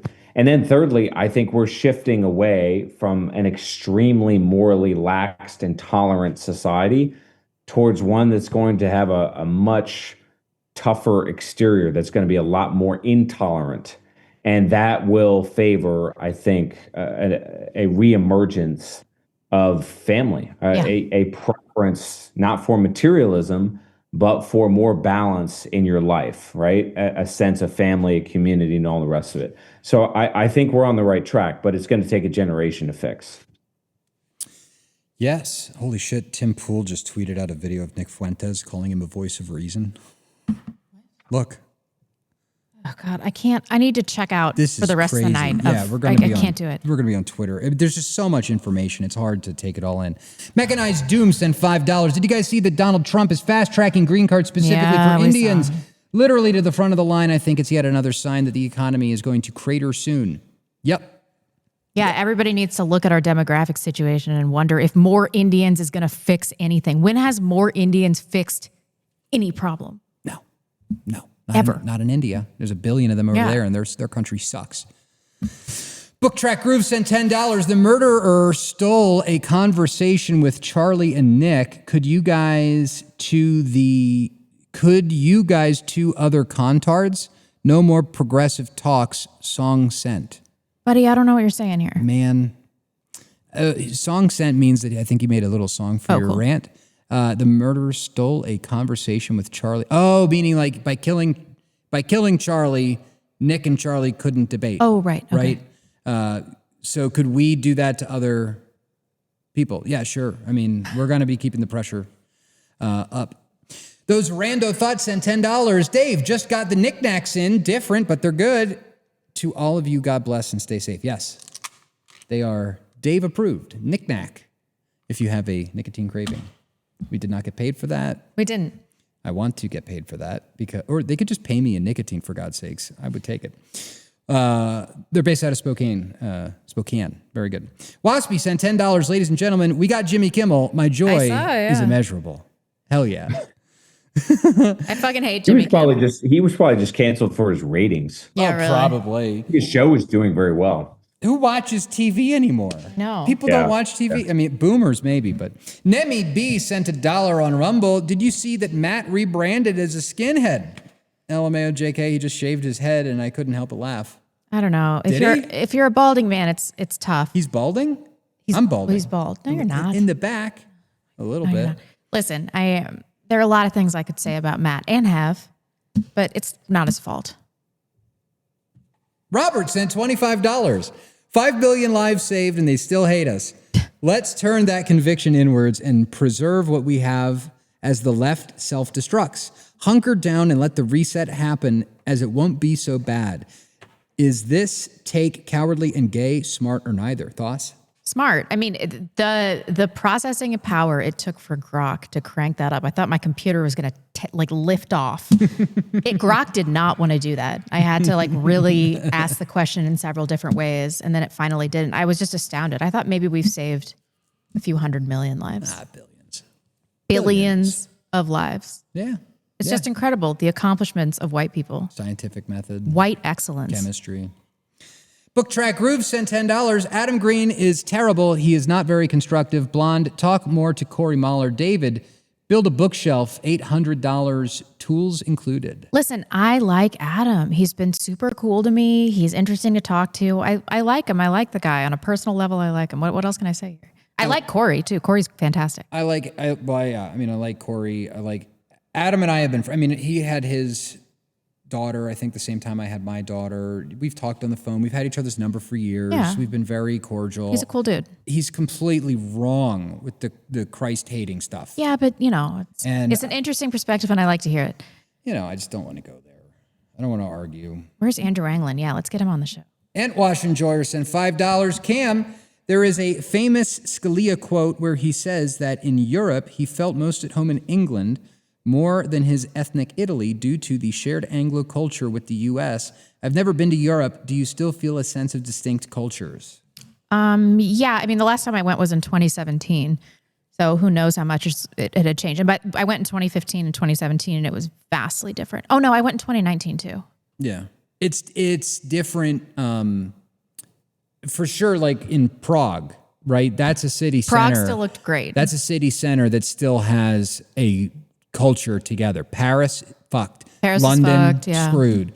Madrid, not so much. But if you go to Spain, like Syria, those little towns. The little towns. Up in the northwest part of Spain. I gotta say, Germany looks pretty rough. Yeah, Bad Kutzing is a great little town that I've been to in Germany. As you go into the smaller towns, they still have their character, their ethnos. The big cities, it's all like New York City. Austria was look at Vienna's okay. Yeah. Somewhat. Yeah. Well, the Christmas. Yeah, don't get me started. Cameron? The Europeans will be fine. They'll be fine. They all self-segregate. Everybody in Europe knows the problems, and I would tell you that they're better versed than you might think, and in some cases better versed than Americans as well. The problem is that a lot of them are welfare lackeys, and as long as they get their benefits, they don't give a shit. The older generations mirror our older generations. They're brainwashed. They're afraid of the truth. But the younger generations are awake and moving and organizing. So lots of very interesting things are happening. I tell people all the time, keep your eyes on France, because I think that is going to be the catalyst, just as it was in 1789 for a complete inversion. The French population can go from 0 to 60 in a heartbeat. I mean, it's hard to understand. I don't speak French fluently, but I have a few contacts there. I've spent some time there. It's very difficult to penetrate that culture because it moves in parallel to the rest of Europe, and they don't give a shit about the United States. They really don't care about NATO either. But watch France, because I think that's where the fire is really going to start. Yeah. A real Uber Mensch sent $14. I love the Predictive History YouTube channel. Nice find, Dave. Thanks. Yeah, I was unaware of this. Yeah, guys, not the first time I've seen him either. Smart dude. George Sorrell sent $15. Here's $15 for your time. Can you double check the Israeli foreign military finance on ChatGPT and Grok? Yeah, I can take a look at that. Not right now, but I will. I will take a screenshot of this and take a peek, and we can talk about it in the future. George Sorrell also sent $5. I agree, for that average age of fertility to come down, men need to be economically secure far earlier in life so women would see them as legit partners, but there is zero sign of emancipating men in society. In my opinion, we are going backwards. Well, at the same time, though, I mean, like, there's nothing stopping a 30-year-old from marrying a 20-year-old. Mm-hmm. So, I mean, I don't necessarily think, I mean, on average, the economy sucks, and that has contributed negatively to fertility and marriage and all of that. But at the same time, like, a man with money that's stable, that's older, can get married to a younger woman. The problem is that the problem is the women. Yeah, this older man marrying a much younger woman, though, is something of a manosphere myth. I mean, it happens, but I think 85 to 90% of marriages, the age gap is between 2 and 3 years. Okay. Yeah, my wife and I are 3 years apart, so makes sense. My husband's 8 years older. Yeah, I would just say two things. Read my essay called Dating Generations and Sexual Prohibition, because I explore this issue in some detail, and needless to say, I have a very different perspective on it.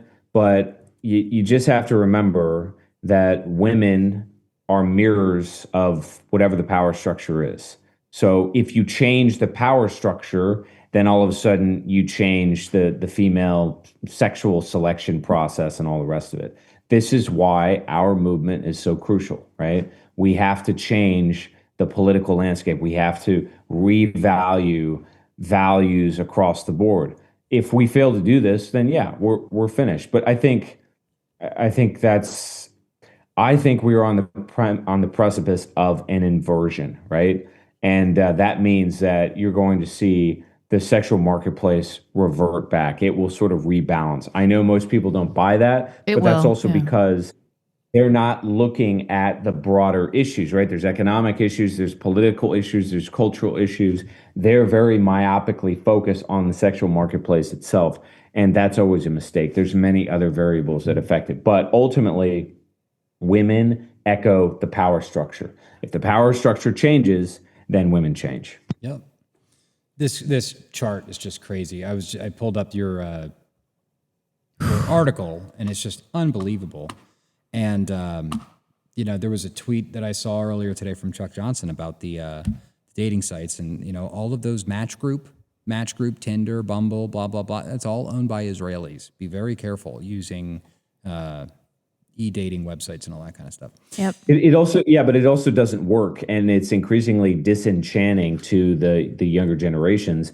And as community strengthens again, that's how people are going to meet one another, right? Yeah, it's going to be those natural networks that reassert themselves. But today, we don't have natural networks, right? We don't have that community infrastructure. We have to rebuild it, change the political structure, and the female population will follow. Yep, that chart is going to change.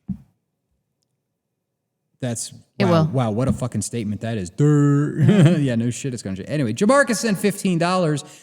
Do you have heroes? If so, how do you choose them? Andrew Anglin.